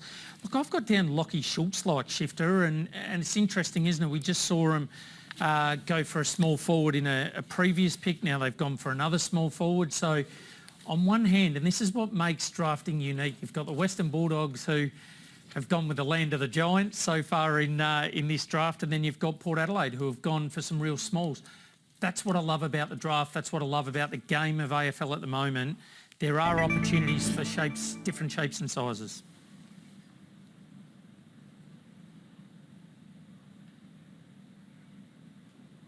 With pick 53, Sydney have selected Patrick Snell from Wilston Grange, Brisbane Lions Academy and the Southern Districts Football Club. So Sydney traded up. They did a trade with Hawthorn to get this pick, and Patrick is a Brisbane Academy player. But very different here, not eligible for Brisbane because he'd come from the Northern Territory originally, moved across to Brisbane, and I didn't see him on the qualified list, so I think he's one that slipped through in terms of eligibility, but played for the Allies, so he might be 11th or 12th boy from there as a left-footed defender, about 194 centimetres, 6'3" in the old, so composed. He handled that position very, very well at that level, and he can play up the ground. He can play forward. So yeah, developed up through the Brisbane Lions Academy. But the rules, of course, that you've got to be 5 years in the area to actually qualify. And he'd spent some time. I think his dad worked up in the NT, and so that's been his pathway. But did emerge this year and was always a chance to be taken in the draft or in the rookie draft. I really like Patrick Snell. I watched some of his vision. I was impressed with what I saw. He reminded me a little bit of Jack Scrimshaw shifter in the way he moves and uses the ball, and very good below his knees. And it was his depth and his range of kicks which impressed me, just the varying distances and ability to hit targets across a number of different aspects of the ground I found really impressive. So a lot to like about Patrick Snell, and he's a really, really nice selection. So we have the Gold Coast Suns on the clock at pick 54. They absolutely dominated last night. We know they picked up all 4 of their academy kids. They obviously had to stockpile all their points to be able to do so for quite some time. They have passed. So the first pass of the night to the Gold Coast Suns, that hands things over to the Richmond Football Club. So no surprise to see the Suns pass. They've done the job. They get a big tick. Geez, they've done the job all right, Sarah. I think they've walked away with the scoop of the pull after last night and would be very, very happy. So I think we'll start to see a few clubs pass now. Yeah. This is around the mark that, in the draft circles and recruiting circles, player agents, we heard that there might be around sort of the mid to high 50s type pick shifter in this particular draft. So still some real top-end talent on the board, isn't there, when we look at what just popped up earlier. So hopefully a few more of those guys get snapped up before it closes out. Mid-50s is definitely less than what we've seen in the past. Is that because of the other options the clubs now have available to them to be able to land the players come, the beginning of the season next year? Yeah, so we've got the 3 opportunities right in front of us. The rookie draft tomorrow, then the supplemental period it's called, new in the last 3 years, and the clubs can get players in and try them out over summer, and they might take in 1, 2 or 3 and sort them out. And then it's only been the last 3 years that we've had the mid-season draft again, where on average a dozen or 15, around that number of new talent will get the opportunity through that mid-season draft. So there could be some boys who are rated at the minute. Clubs want to see them start their 19th year. How will they progress? So they might leave through a pass a spot open for some of those opportunities in the next little period. So being a bit conservative, not that sure is the result of looking at their list to say that they want to have this particular player in right now. Rather than committing fully now, the ability to have them train in your club, get to know them more as a person, get to see them up close and work out how coachable they are. Yeah, and they'll have eyes on other clubs' pre-seasons as well, where some of these guys are training, and it's an opportunity through that pre-season period to identify some potential gaps. Does a player go down injured, for example, as well, that opens up an opportunity for one of these young men to jump in. But Archie Roberts, Ari Schoenmaker, George Stevens, these are high-end talent and real quality people as well. So, when we hear all the talk leading in about shallow draft, shifter and not a great deal of depth, geez, when you're leaving those sorts of players on the board, I think it's been a pretty handy draft myself. So we might have another trade of picks here. There is some interest from the Bombers in this pick number 54 that belongs currently to the Richmond Football Club. We can see them on the phone now. So working out the Bombers whether they can get higher up. Yeah, and interesting too, when you look through to the 2024 draft, we're hearing that there's a lot more midfielders and it looks to be a bit of a lack of tools coming through next year, but they're still on the board right at the moment as we speak, and that's why I think there could still be potentially some movement amongst the clubs to snap up some of those guys that can add a point of difference this year to your list versus, probably a more even spread in 2024. Over to the Bombers as we confirm that trade. Could be Dodoro's last pick. He's made some good ones, it would appear, so far in this trade period. Well, he's one of the most experienced operators, isn't he? And, like I mentioned last night, he's got his detractors, but he's not the only one in football that has, and a lot of it unwarranted, because you look at the Essendon Football Club, you look at what they went through when he had to literally rebuild a list from scratch, and their ability to bounce back from that. I think to attract top-end talent, they are still a destination club, and I've got no doubt that there's finals on the horizon for the Essendon Footy Club.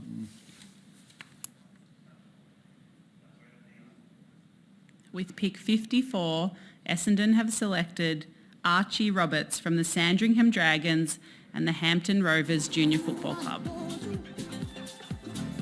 And success seems to follow him. Part of Sandringham's back-to-back flags. He helped Haileybury College take out the APS title and was also involved in Vic Metro. So the Bombers have picked up a beauty.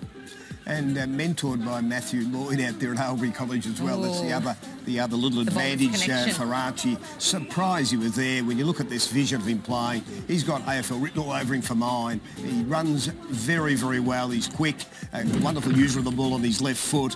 As you mentioned, back-to-back premiership player there at Sandy. But a boy that wins plenty of the footy and uses it so well. That's the essence of the game. He tested well just over the 6 minutes for his 2K. I think he can play on the wing, or he can play as that medium-sized 184 centimetre defender. Got the composure too with the ball in hand. Makes great decisions on the short kick, the long kick, the hand pass, in setting the play up for his teammates. So he's had a couple of great years and very deserving to get on a list, and really shocked to see him go so late. We see bargain buy. That's not a bargain buy. That's daylight robbery, getting Archie Roberts at pick 54. I've just got down here, he's surgical by foot. Like, his ball use is outstanding.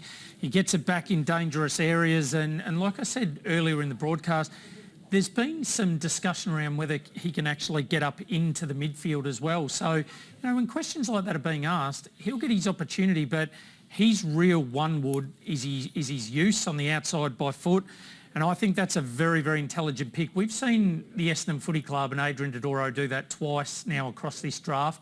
They've targeted someone. It was Nate Caddy last night. It's Archie Roberts tonight, and I think that's very, very shrewd recruiting. So the Gold Coast Suns will pass all other picks, so they're out of the draft. As we explained earlier, Richmond also passed just then, so it is over to the Western Bulldogs, and we may see a few clubs jump in here and pass as they go through, and they've got the opportunity to add to their list a little later if they need be, but the work for some of the clubs is done. You look there, the Bulldogs have already got a nice blend, haven't they? Midfield, a ruckman in Smith and also a key forward via the father-son in Croft. Yeah, and that's where, like we were talking last night, you know, does Sam Darcy, is he potentially an option shifter at centre-half back down the track? I mean, at some stage, as we see right there, another key forward in Jordan Croft, I wonder whether they're going to start to trial some of these guys down back.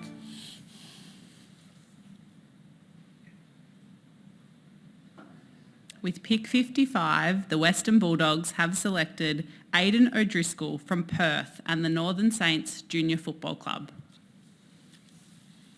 So we've got a wingman who can really impact the game on the scoreboard. Oh, well, he could also run like blazers, magnificent at combine.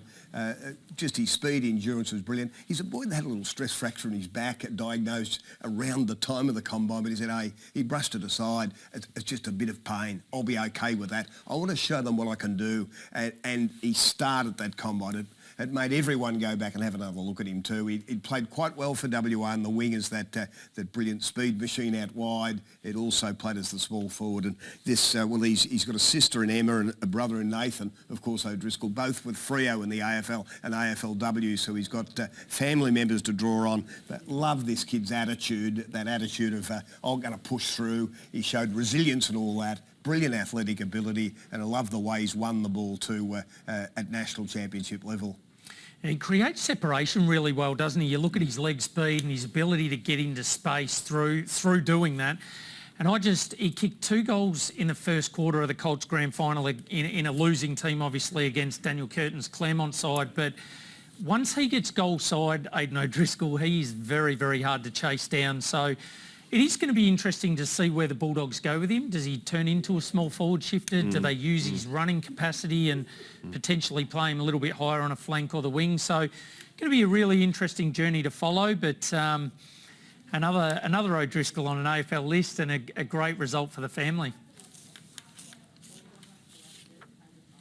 Great story, isn't it, when we see families come through, talented sporting families, we're able to follow the path. We saw the Giath boys earlier tonight. It is fantastic, and I think it really adds supporters, get behind it when they know family members. So that's really exciting for the entire O'Driscoll family. We've got Hawthorn on the clock at pick 56. Do we think they'll pass or be active here? I think they'll be active. They'll be active. Need to wait and see what will occur here. We see Mark McKenzie sitting there in charge of the list at the Hawthorn Footy Club. Mark's done a fantastic job. I think there were a lot of eyebrows raised earlier.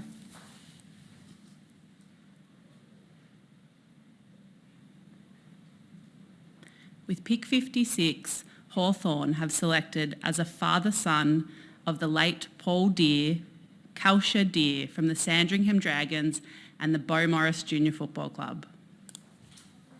What a beautiful moment. This one will be emotional for a lot of people in football. Oh, very much so. Wonderful player, Paul. We all know that, a Norm Smith medalist, but a wonderful man that worked in the industry too. He worked with Catapult, that was with the GPS unit selling those, so well known across everyone in the game in recent years, and lost his battle with cancer, of course, in recent times, and Fishery and the Deer family. What a great moment to see Kelshire get there. Paul would love to have been here to share it. Look, and was so open with his battle with cancer too. He promoted that dare to hope, you know, as he pushed positivity right through his last couple of years as he battled. I remember standing with him at a game watching St Bede's play with one of his boys out there. And he talked about the future for these young men rather than worrying about the moments that he was going through at the time. So inspirational man. Good luck to Kelshire with his career. He unfolded very well again at Sandy late in the year, starting to stretch up and take great marks. And again, a premiership player with Sandy, and you could see Dermot Brereton was there watching him play in the finals, and we just thought he started to emerge at that point. Grew in confidence the way he stretched and took those marks, and a goal kicker as well. A boy of 195 centimetres, so a very good size and a great inspired choice there by the Hawthorn Footy Club. One of the stories of the night. This is really beautiful stuff, and our thoughts are with the entire Deer family. It is a really special night. Yeah, it is. Congratulations to all involved. That's just a moment that there'll be a lot of people around the place, as you mentioned, will have shed a tear and stuff, but there'll be tears of joy, I'd imagine, Shifter in the Deer household at the moment. And they're great moments. And as I was saying earlier with Mark McKenzie, I think there were some eyebrows raised in terms of what they were doing with their list management and those sorts of things. They had a high turnover, moved a lot of players on, but geez, he's done an outstanding job along with Sam Mitchell. And, we see Jeff Morris in that room as well, and some of the great people in football that have managed to turn a list around very, very quickly. And, they get Jack Gunston come back, so another romantic gesture and end to what's been an incredible career that Jack's had as well. So while we were talking, Carlton have passed all selections, so they are out of the draft. It hands things over to Port Adelaide at pick 57. We mentioned earlier they haven't been able to play a really big role in proceedings thus far. Look, there's another boy still on the board here that even if he doesn't go tonight, will go tomorrow. His name's Kynan Brown. So Melbourne's listed him as a father-son. His father was, in fact, ran a place in the best and fairest there back in his day, played 150-odd games with the Demons. But the clubs can decide that if there's not the bid, they don't have to match it tonight. They'll take him before the rookie draft tomorrow. So at least this young boy that was quite outstanding for Vic Metro, he won their Best Player Award. Not their MVP, but they have a voting system with their selectors, and I was there the night where he was voted their best player. So he's an inside mid, a left footer. He's a nice size too. He's just under the 6 foot mark, but a very clever ball user. Sets the play up with his creativity, and he had a game even late. You could see him kick 5 goals when he pushed forward too as a small forward. So when you see boys like that with those credentials still on the board, don't tell me there's not potential still left around the place. Absolutely. And look, Shifter, we hope everybody gets a chance, don't we? And be disappointing for some of these young men that don't make their way onto an AFL list. But I'd encourage anyone around the country, by all means, go back to your state leagues. Playing state league football is a tough caper, and it's nothing to be sneezed at. And we know that guys are taken, whether it's your Tim Kellys, your Marlon Pickett's. We saw Sean Manor tonight obviously get a go at the Geelong Footy Club. So get back, whatever you do, local footy, and I'm certainly not knocking local football, but there's plenty of time for that as your career gets into its twilight. But get into the state leagues and strengthen those comps and ply your trade back there, because you never know when somebody might knock on the door. And senior football, playing against men, playing against big bodies, certainly helps in that pursuit of AFL. Yeah, and it's a challenge, isn't it? Because you're playing against guys that are on AFL lists. So that's the challenge for some of these guys, is to go in and prove some of the doubters wrong and give themselves a second opportunity. I think of guys, Sarah, like Matt Priddis. I know he gets spoken about a lot, but Matt Priddis went to 3 state combines and wasn't even the West Coast Eagles' first rookie choice in that year. He was their second rookie choice. Extraordinary. Brownlow medalist. Yeah, exactly. So there's plenty of stories. Dean Cox, another one, not in WA's squad of 50 players when he came through as a young fella, but again, goes on to change the game and reinvigorate what Ruckman did at AFL level. So whatever you do, don't lose hope. There's plenty of opportunities out there and plenty of good footy to be played back at state league level.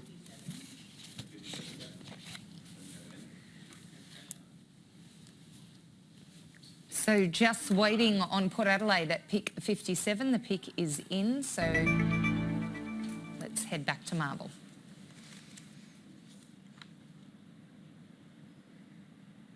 With pick 57, Port Adelaide have selected Will Lorenz from the Oakley Chargers and the Burundara Hawks Junior Football Club. A good ball user who makes great decisions, Shifter.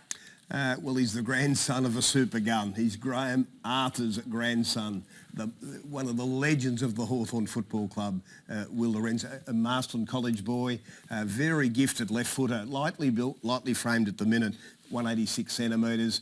He's had a terrific last couple of years in terms of showing his AFL potential. Sometimes it bobs up at different times. The first time I set eyes on him, it was a futures game last year and the Victorian Metro were playing Queensland. He had 26 and kicked 3. He looked to play straight away. His body wasn't quite right the whole of this year. I think he's a wonderful pick. He's got the skills to do it. Very good kick of the ball on that preferred left foot. Can play out in the wing. He's got goal sense and and I'd call him clever, crafty, and I think the bloodline suggests that he's got some talent. So, yeah, people have really studied him, obviously pretty closely, but he might be that gem that's been hidden away there, taken at the back end of the draft. Yeah, I agree with all those sentiments, Shifter, and I'm not saying he plays like Josh Kelly, but he's got that balance that you speak about as a left footer, that really classy movement, that eye-catching movement, particularly when he's in traffic, his ability to see and have that peripheral vision of opposition players around him.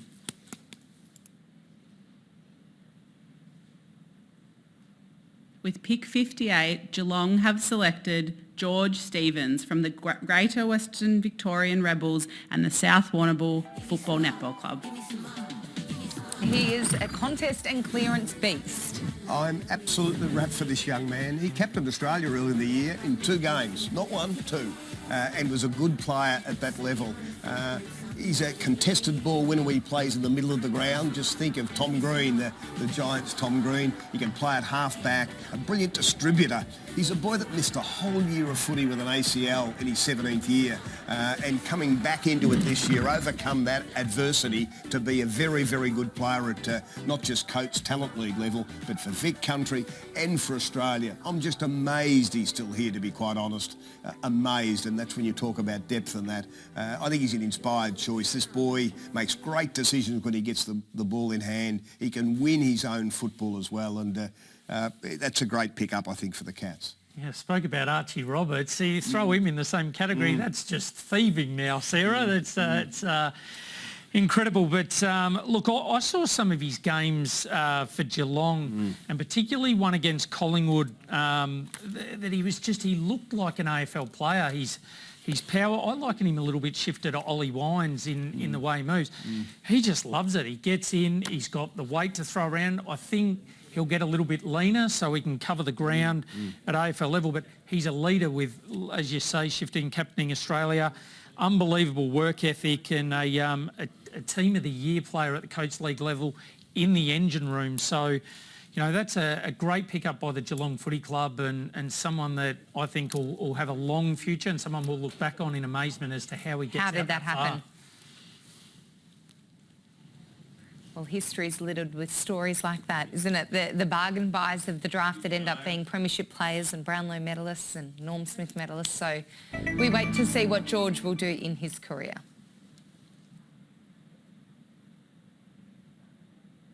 With pick 59, the GWS Giants have selected Harvey Thomas from the Giants Academy and the Turvey Park Football Netball Club. A really natural footballer who managed to play pretty much everywhere this season. Everywhere on the field and everywhere with different teams. Come down to Caulfield Grammar, come from Turvey Park, of course. Early in the year we sent him with the Giants Academy, play some games, and later in the year he played with Oakley and a star for the Allies. I think he's got about 6 jumpers there. He's a bit like Errol Goulden. Just finds the footy, uses it so brilliantly, a wonderful teammate. You can see the way the boys love him within any team that he plays. He's got leadership written all over him.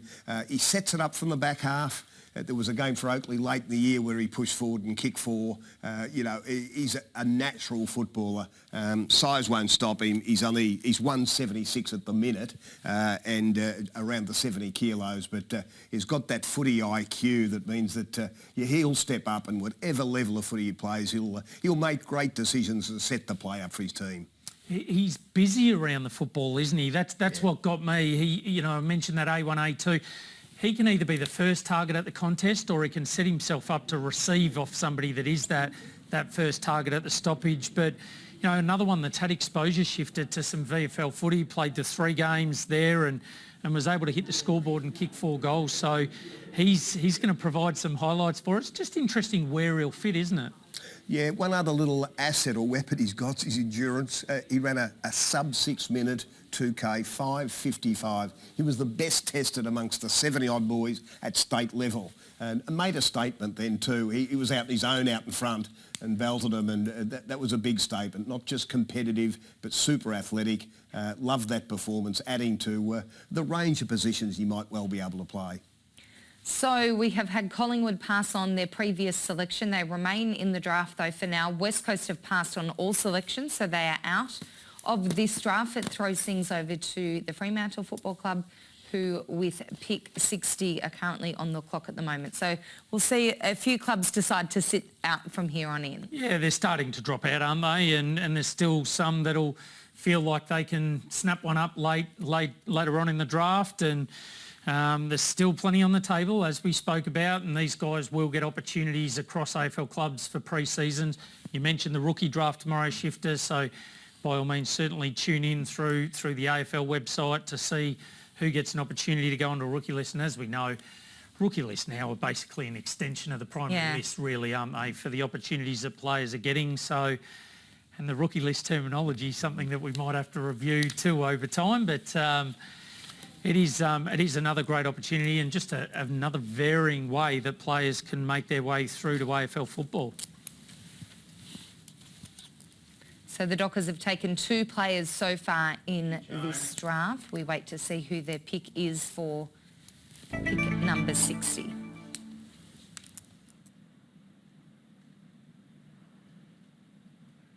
With pick 60, Fremantle have selected Jack Deline from South Adelaide and the Ranella Football Club. A genuine goal kicker.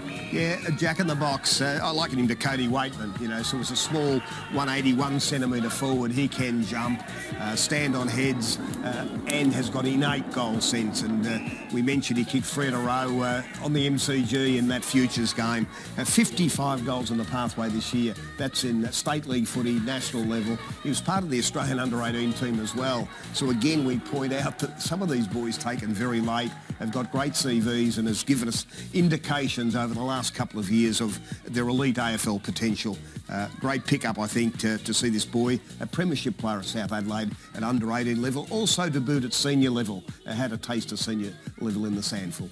Yeah, when he's hot, Shifter, he's red hot, isn't he? Like, he's one of those real impact players. We saw in his scout profile only averaging the 6 disposals, which is quite low, but what they've done there, Fremantle, is you lose Lockie Schultz, you got Sonny Walters in the twilight of his career, so they've targeted a need area for a small forward, and as you say, his ability, he's averaging 3 goals in the Sandful under-18, so he's someone that regularly hits the scoreboard and does it very, very effectively, and a typical small forward that once he gets on a roll, they're very, very difficult to stop.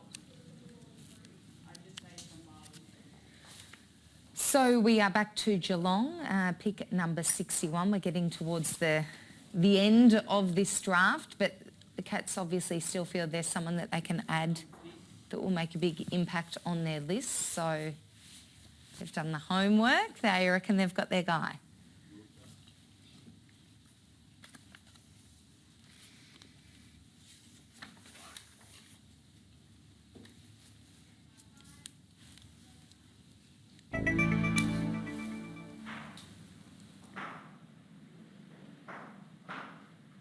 With pick 61, Geelong have selected Oliver Wiltshire from Barwon Heads. Well, there you go. Geelong taking a Barwon Heads boy.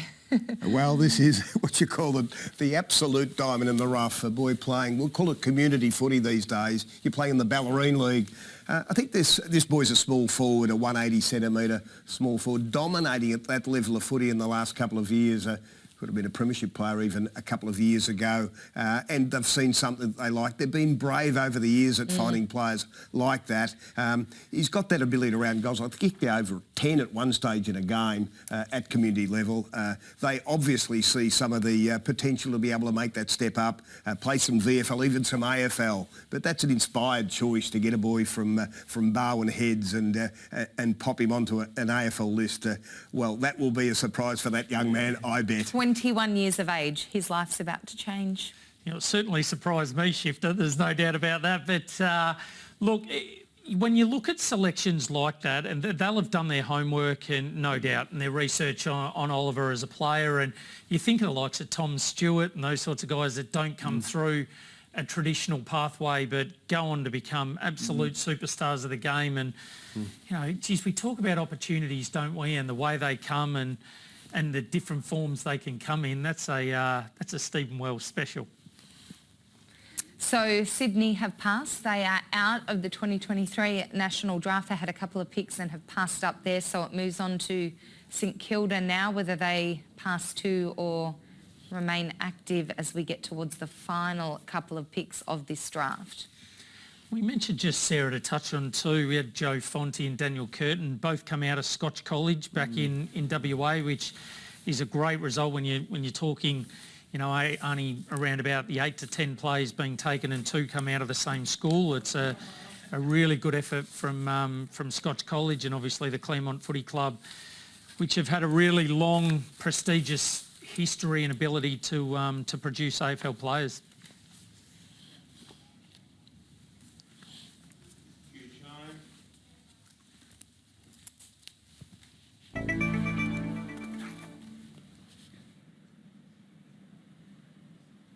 With pick 62, St Kilda have selected Ari Shoemaker from the Tasmania Devils and the Launceston Football Club. And the pizzas have gone because finally Ari has been picked up. We've been waiting for this. He made a name for himself on Grand Final Day. He was part of Fox Footy's longest kick. He is the super boot. Well, he's a super boot. He can kick 60 to 65 metres. I am shocked again that he's still here. Obviously on Zoom, so the information was that he's a chance to go in the 30s, the late 20s, even 30s, and he slipped right through. He played some wonderful footy for the Tassie Devils this year at under-18 level. That left foot is booming, often took the kick in, but when they'd give him the ball across half back, he'd kick it to half forward. Magnificent user of the ball, but he averaged 27 disposals. You know, he's not getting 10 or 12 and kicking it, and he's 194 centimetres. He can play on the wing, across half back. He's a boy from Launceston again. It's been a great draft for Launceston in northern Tasmania to see their boys get through. And yeah, given an opportunity, this boy has got the talent to really be sensational at the AFL level. Yeah, and averages, again, 6 intercept possessions. So you talk about his ability to find the ball shifter and getting it 27 times. But it's to get into positions, to come off your opponent at the right time, to actually win the ball back and provide counter-attack. And we know he's a threat from a long way out. I saw him kick just a remarkable goal against Vic Metro too during the championships, just a freakish type goal. Yep. So he's one of those guys that, you know, to be taken at pick 62, that's, again, really, really smart recruiting by Stephen Silvani and his team at the Saints. And, you know, another guy at that 193 that can play either end of the ground. So I've got him down. He was my genuine swingman of this draft. That's the note I've got here, and looks to be a player of the future. Ari joins us via Zoom now. Ari, congratulations. Did you think it wasn't going to happen for a moment there? Pick 62, we thought you were going to go a whole lot earlier. Were you starting to get a little nervous? Yeah, I was just out there with my mum having a bit of a hug. I thought it was just about done then, but no, really thankful. How did it feel when Laura called your name out? Really good, yeah. Emotions are pretty high. I don't know how to feel. All the boys got pretty rowdy, so yeah, that's why I look a bit like this. But yeah, no, super excited. Talk us through the emotions. It is a boyhood dream, no doubt, to play, and you're headed to the St Kilda Football Club. Is it something you dream about as a little kid, and then when it happens, you just kind of can't believe it? Yeah, it's a bit like that. Yeah, emotions are pretty high over last night and obviously today as well. I was a bit nervous, but yeah, to get the moment now, I'm really, really excited to get going for next year. So, Ari, well done. Congratulations. Tell us about the booming kick. You know, you're noted now to have this weapon that's pretty special. Has it always been part of your game to have that long kick? Yeah, ever since I started kicking ball with Dad in the paddock, it's always been a thing and something I've tried to, you know, work on and make it my one wood. So, yeah, definitely something I've always had, I guess. Ari, congratulations, mate. It looks like the crew in the background, they weren't going to get their moment, but they seem pretty happy to have their moment now. So who you got there, mate? Who have you actually got there, mate? Who are the boys? Are they guys you play with? Are they schoolmates or just a mob that you've wrangled in from around town? Yeah, no, they're schoolmates, footy mates. Some of them are just a mob I picked off the street a bit earlier. All the boys, so yeah. Good on you, boys. Get around him. Yeah. Ari, you're already a Fox Footy favourite because of your work on the longest kick. So we are a big fan of your work. He's left us. He's out of here. He's partying. Already a Fox Footy favourite. So we loved him on the longest kick. So we're going to see that kick at AFL level. I think he'd sat there for long enough, hadn't he? It's time to get the party started back in Tassie. In the meantime, I saw out of the corner of my eye, Melbourne have passed. So we're down now to the Cats and then I think it's the Pies next. So we're down to the final couple. And for the guys watching nervously at home, our heart goes out to you because this must be incredibly tense. But as Mick and Shifter have discussed, there are still more opportunities. If you don't get picked up tonight, there is still hope. Yeah, you can just see the relief, couldn't you, in that room, you know, on the face of Ari Schoenmaker. And I just can't imagine, to be honest. I got a lot of respect and admiration for these young men that are sitting there with the weight of the world on their shoulders and hoping their dreams come true. And well done to Ari, well done to the crew that he said he managed to pull together down there. I'm sure they'll have a fantastic night. And you know, well done to all the young men who have sat patiently waiting for their chance. You can still see some boys, Matty Carroll, a boy from Sandy, Cade Delarue from Dandenong, these sorts of boys. Cameron Nyko had a couple of shoulder reconstructions late in the year that knocked his football year over. They've all got Tarkin O'Leary, Nathan Phylactides. These sorts of boys have all got some AFL potential still. Now, whether they get the chance tomorrow in the rookie draft or whether they've got to be a bit more patient and push into next year. But don't drop off, boys. They're part of the 130 the club's identified. They want to have a close look at them. If it hasn't happened tonight, it can still happen as the next number of months unfold or the next 24 hours unfold. So hang in there. Build your resilience. It will be character building and it'll be terribly disappointing. Expect that you'll feel shattered, but that's like getting dropped out of a grand final team. You do feel shattered in your sporting career sometimes, and you've got to be able to bounce up, and let's just hope that those boys get their chance. Yeah, I had a conversation during the week with a recruiter for an AFL club, Sarah, that said Scott Pendlebury was dropped for his last under-18 championship game. So, you know, stories like that, that's what the industry's littered with, and it does build resilience. You're right, Shifter, it's easy for us to sit here and say hang in there, but it is important to hang in. With pick 63, Geelong have selected Lawson Humphreys from Swan Districts and the Wickham Wolves Junior Football Club. He's a boy from the Pilbara of WA. Fantastic to see from, far north WA, do you call that, Mick? You've been up to the Pilbara, he's come down now to Swan Districts, and he's unfolding up through their grades, pushing up from the under-18s to the reserves to play some very good senior footy this year. He's a boy turning 20 years of age, so he's an example of hanging in there. Get into your state league club and keep pursuing your dream. An Indigenous boy with all the tricks of, many of the Indigenous players' speed and agility and ball-winning ability through the midfield, and he impressed me when I had my look at him at the state combine over there in WA with his potential athletically, and then you go back and look at some of the vision of him playing, and he's progressing very nicely through the Swan Districts footy program.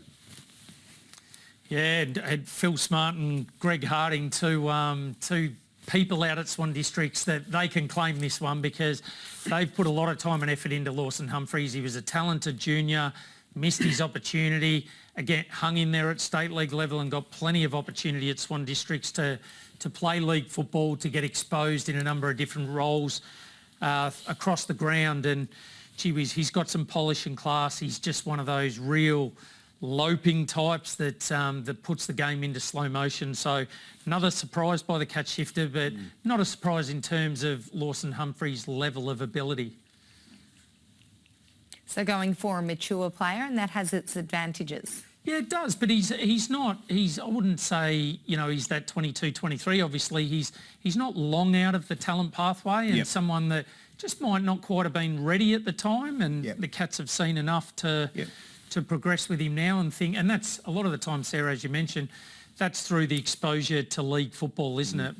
When you're playing against men and you can show that you can stand up, take the hits, be a little bit more combative, and that won't be enough for one club just to give you that opportunity. Yeah, so just 20 years of age. We say mature age, it means they're not 18 and their first time up for the draft, but 20 years of age. Debuted in the middle of the year, and immediately they played Peel Thunder, had 22, so immediately stepped up and showed he could handle that level. And this is, as we say, a boy from the Pilbara in a fairly remote but picturesque part of WA or of Australia, and made that move down. That's a massive move to come down, even into Perth, and now the move to, well, the country atmosphere of Geelong might well suit him.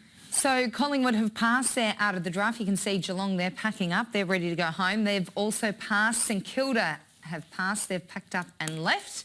And that leaves us to Port Adelaide. So just a real positive. They're about to pass too, I'm told. So it looks like we're getting to the end. Yeah, but look, 63 picks. Again, it's gone deeper, hasn't it, than what everyone projected. We heard at one stage it was going to be under 50. We heard mid-50s. And we've got to pick 63. So congratulations to everyone involved. And I'd love to see leading into the 2024 draft, it be talked up, the guys be given due respect, and to talk about more about opportunities and depth in groups rather than how shallow everything is. So that's 63 of the exactly double that, well, just over double. So 125 players were tested plus 4 Irish boys for 129, and 63 got picked. So a 50-50 result, if you like. Well done to the players that get their chance, and to those other boys, dig in, you'll get your chance. History says 20 of you will get through in the next year or so. So make sure that you book your spot at some stage by putting in some real tough work, as footy can be, over the next number of months, and set yourself up for a great start to next year. Freo have bowed out. They have passed as well. So working our way towards the end with 63 picks, and that's 63 dreams come true. Officially it? Is it officially it? Not officially. Perhaps They more. work their way through? Yep. Look, it's really pleasing, and you know we continue to talk about it and tell players to hang in there. You got Lawson Humphreys. You know, if he's the last pick in the draft, they're always an interesting one to follow too, aren't they? Yeah. With the last player taken, to see where they get to. Shifter, you talk about the weather coming from the Pilbara down to Geelong. Geez, you want to pack a pair of tracksuit pants. I'm not sure that'd be in his kit bag, but he's going to have to certainly make sure he's got them for the winter. I think Noah Long was the last pick last year, and Sarah, he had a sensational debut season for the West Coast Eagles. Plenty of opportunity. And a smidge off being a rising star. Very, very, very close to being that, playing almost all the games for the Eagles this year. So, yeah, you can turn in the opportunity to getting some success at senior level pretty quickly.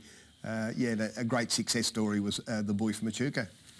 And a fan favourite over there too in the West, Shifter. They absolutely love him, the West Coast Eagles fans. And, you know, you see him up doing press conferences and doing his work through the media now, and he's come a long, long way. I think we even heard Harley Reid say that he'd had a couple of catch-ups and chats with Noah Long about life in WA. I think Harley might have been his taxi driver at one stage. Harley had a New South Wales licence, was picking him up in Echuca to get down to Bendigo to train. So they were mates. I do remember that conversation last year. So amazing. They'll catch up in the next week, no doubt. I had that when you live on the New South Wales side of the border in Moama. You get your licence before all your friends over in Echuca. It's a good deal. What have we got now? We've got the Western Bulldogs on the clock at 64. What have you made of what they've been able to do tonight and last night? The Western Bulldogs, Nick Watson, of course, was their big... Riley Sanders was the big one they took last night. Yeah, look, they've had a fantastic draft. When you look at bringing in Jordan Croft, you look at Riley Sanders, they're top-end talent. So, and they've gone for a mixture, haven't they, Shifter? They've got the rucks, they got...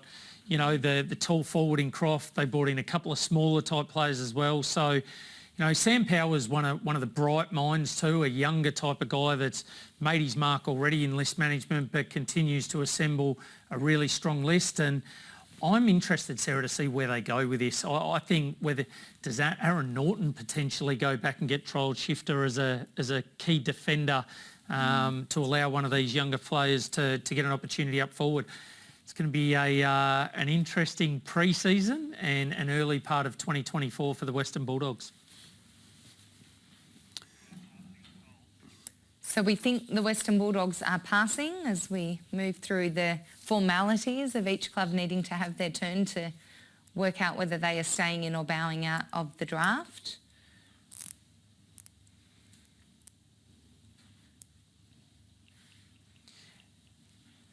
And how long, Shifter, until, so these clubs that have bowed out, do they catch up tonight and have a chat about what's likely to unfold? Do they reassemble their list for the rookie draft?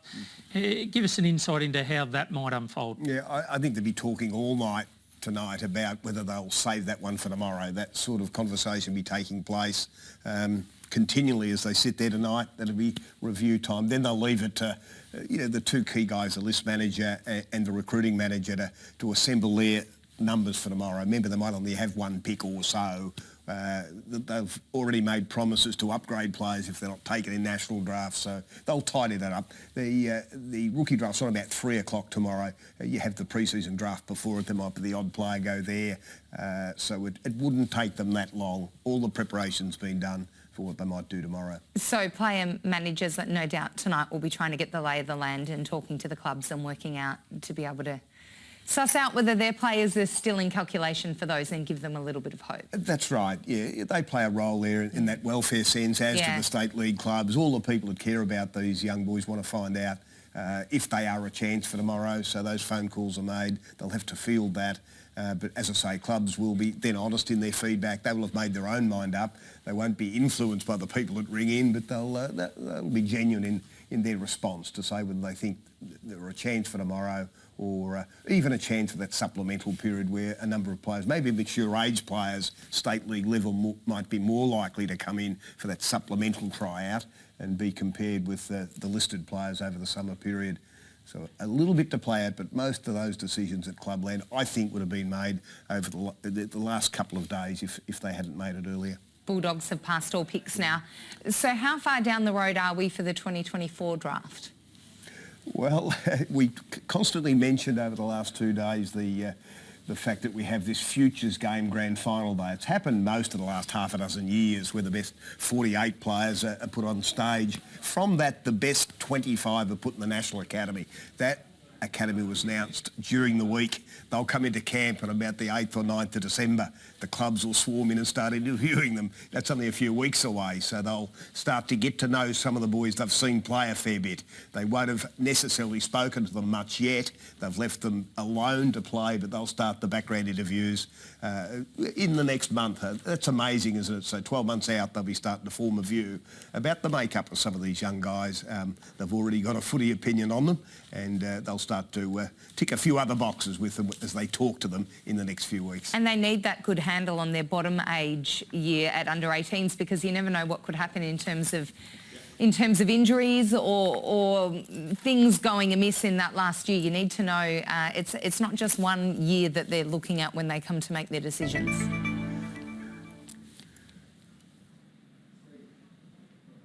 With pick 64, Brisbane have selected Reece Torrent from Peel Thunder and Halls Head Junior Football Club. Well, there's us summing it all up and saying it's all over. But no, there's one more to come. He might be a great choice too, Reece Torrent. A boy that got his chance playing nationals for WA and immediately playing out in the wing showed great composure, athleticism and AFL potential. I loved his competitive edge that he showed too in his matches for WA. A boy that pushed up to reserves level.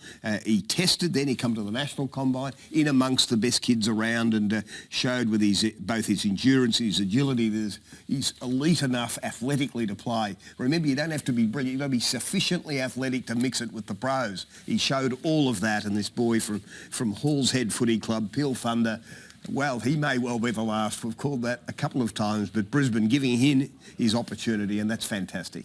Yeah, a lot of talk late about Reece Torrent, and I mentioned a guy earlier, Mick Glassborough. He's an assistant coach with the Peel Thunder League team. He spoke to me late in the year and was a huge rap on this kid. Absolutely loved him. And when I watched him play and you have a look at his footage, it's his ability shifted to hold cover at a stoppage. It was AFL-like. His positioning around the stoppage. He didn't get drawn into the contest. Keeps his feet too really, really well. He's got nice balance and wins the one-on-ones. But it's that ability to play the role that he played off a wing. that really impressed me. I just saw AFL traits in him. He summed up the situation, and a lot of guys at underage football have got a tendency to be drawn in to follow the ball. But he just held that cover beautifully. He played the 1 league game, 4 reserves games and 5 Colts. So he's certainly been strewn across a number of different grades and showed enough at each level. All clubs have now passed their remaining selections. The 2023 AFL draft has now concluded. Congratulations to all of our draftees and their families. Welcome to the AFL. Brilliant. That is it. The 2023 AFL draft has been finalised, and some young men who will become premiership players of the future, superstars of the future, have found AFL homes. We're going to take a short break and be back to wrap it all up shortly.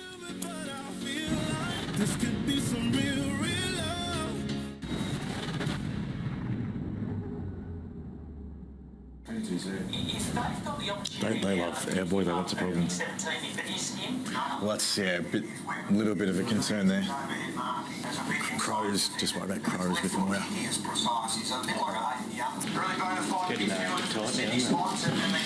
think we're right if he gets past Adelaide. The Moy's a chance to go now. Oh, come on. This is the pick. Oh, come on. It's a bit, is it? Far out. Another 5 minutes.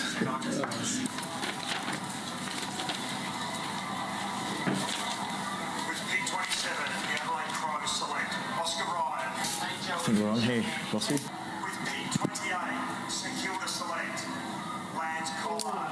Well, it's a great result, guys. It's a really, really good player. Great result. Happy? Very happy. With pick 29, Carlton select Ashton Moyer from Glenelg and the Clifton Football Club. Some great behind-the-scenes insights inside the Carlton Brains Trust as they tried to get Aston Moyer. It's so interesting to see how they're riding the bumps, just like the players are. I was just about to say that. Isn't it funny? We talk about the highs and the lows and the emotions of the players, but the clubs are invested. Nick Austin there and Mick Agresta, they're riding the bumps as much as anyone. Yeah, identified Moyer obviously a bit earlier that he might well be there, then got excited as they watched the last couple of picks to ensure the other clubs ahead of them didn't take him. Then they got their man. We're going to kick things off with a look at the reigning premiers, Collingwood. They've got a great list already. They're looking to add a little bit to it. Harry Demadia and also Giaff coming into the side. 2 talented players and 2 great characters. Yeah, they were. They provided some insight and some entertainment into who they are as people, and we love that. But what they've got there is some outside speed, haven't they, and some real genuine class in blokes that can carry the lines, can really take the game on, and that seems to be Craig McRae's style of football, is to attack, put score on the board, and geez, there are a couple of beauties that are going to go a long way to helping that. Did the Gold Coast Suns win the draft of 2023?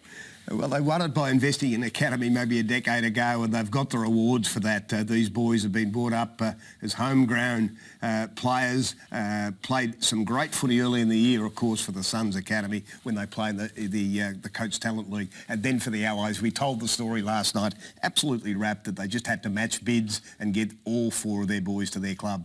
We know it can be so difficult being in the middle part of the AFL, not right at the top, not right at the bottom, and you need to be able to make do with what you've got. What do you make of what the Bombers have been able to do? Loved it. Absolutely loved it. And you talk about it, Sarah, you've got to make things happen, don't you? That's at the end of the day, when you're in that middle section of the draft, they jumped up, they traded really aggressively to get Nate Caddy. They got their man. I thought that was a master stroke. You get Luamon Lual, who gives you that real polish on the outside, and again, another guy that can run and carry lines and take the game on. And Archie Roberts, daylight robbery. Absolutely great selection, and for a player of his calibre to be sitting there towards the back end of the draft, and again for Essendon to trade into that spot and make that selection, I just thought was very, very smart recruiting. So the Cats shifter, they sprung the surprise of the night with a local boy coming from nowhere. Yeah, a couple of surprises. Sean Manners, the other one. He's my story of the night, the 26-year-old best on the ground in the VFL Grand Final that gets the chance. 8 years on from when first eligible, he's finally going to get onto a list and looks good enough to play almost straight away. That 26 disposal, 6 goals on a losing side was brilliant for mine. And yeah, they've got a great hand taken, both those boys tonight from left field, the boy from Barwon Heads as well. Well, Andrew Mackie and Stephen Wells are the masterminds behind Geelong's list build. Let's head to Marvel Stadium where Ben Waterworth has Stephen with him.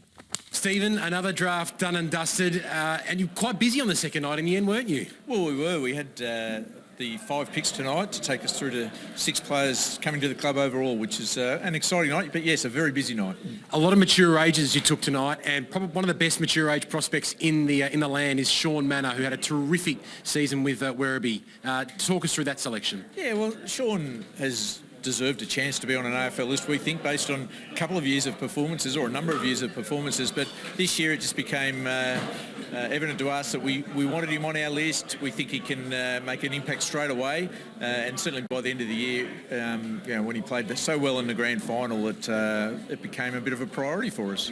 And Mitch Edwards, how happy were you that he was available at 32? Oh, we were very happy. All the way through the draft, there were a lot of good players for us to choose from at each selection. But when Mitch came through to us, developing young ruckman, a wonderful player that we think is going to really add to our list of developing tools over the coming years. And Connor O'Sullivan looking pretty good in the number 14 already. Yeah, Connor's, he fitted into that 14 really well, didn't he? And yeah, big key defender type, who's versatile, but yeah, to get Connor into the club and get a pick in the second round for that selection, we were very happy. And Ollie Wiltshire, is he another Cats diamond in the rough for you? Well, that's the plan, and I hope. Ollie's had a go at the Falcons a couple of years ago, didn't quite make it there, but his skill and football brain on display at Barwon Heads over the last couple of years has been outstanding, and once again he deserves his chance too. Well, he stays local, and you can enjoy the off-season now, Stephen. Well done. Thank you very much, Ben. Thank you. Well, Geelong have done it so well for a number of years now. We're going to take a break. On the other side, we continue our wrap-up of the 2023 AFL Draft right here on Fox Footy. Yes, a big boxing bout coming up on main event tomorrow. One of the highlights of tonight was when Tasmanian Ari Schoenmaker was drafted at pick number 62 to the Saints. Now, we had our cameras on him on Fox Footy as he and his mates had a bit of a pizza, chilled out and relaxed, but he really slipped down the board. And then finally at pick 62, after they threatened to turn the Zoom off, I think they'd almost given up. A beautiful moment, an emotional moment there for Ari. Yeah, it was. Don't you love that? I mean, it was stacks on the mill. They were there in the room, then they disappeared out of the room and came back and got themselves back together. But you love seeing his mates. They would have ridden the highs and lows with him as well. So to see them be able to jump on and celebrate and Ari to get his moment, it's, again, they're things that we'll never forget, will we? So we turn our attention to AFLW now and preliminary final weekend. We've got, of course, the Brisbane Lions hosting Geelong up north. That is on Saturday night. And then Sunday afternoon, North Melbourne against Adelaide. So the footy continues here on Fox Footy. Thank you so much for your company. Thank you to the guru, Shifter Sheehan. Again, your 38th draft, marvellous stuff. And Mick, always great to have you with us here. That's it from us. Enjoy the AFLW on the weekend.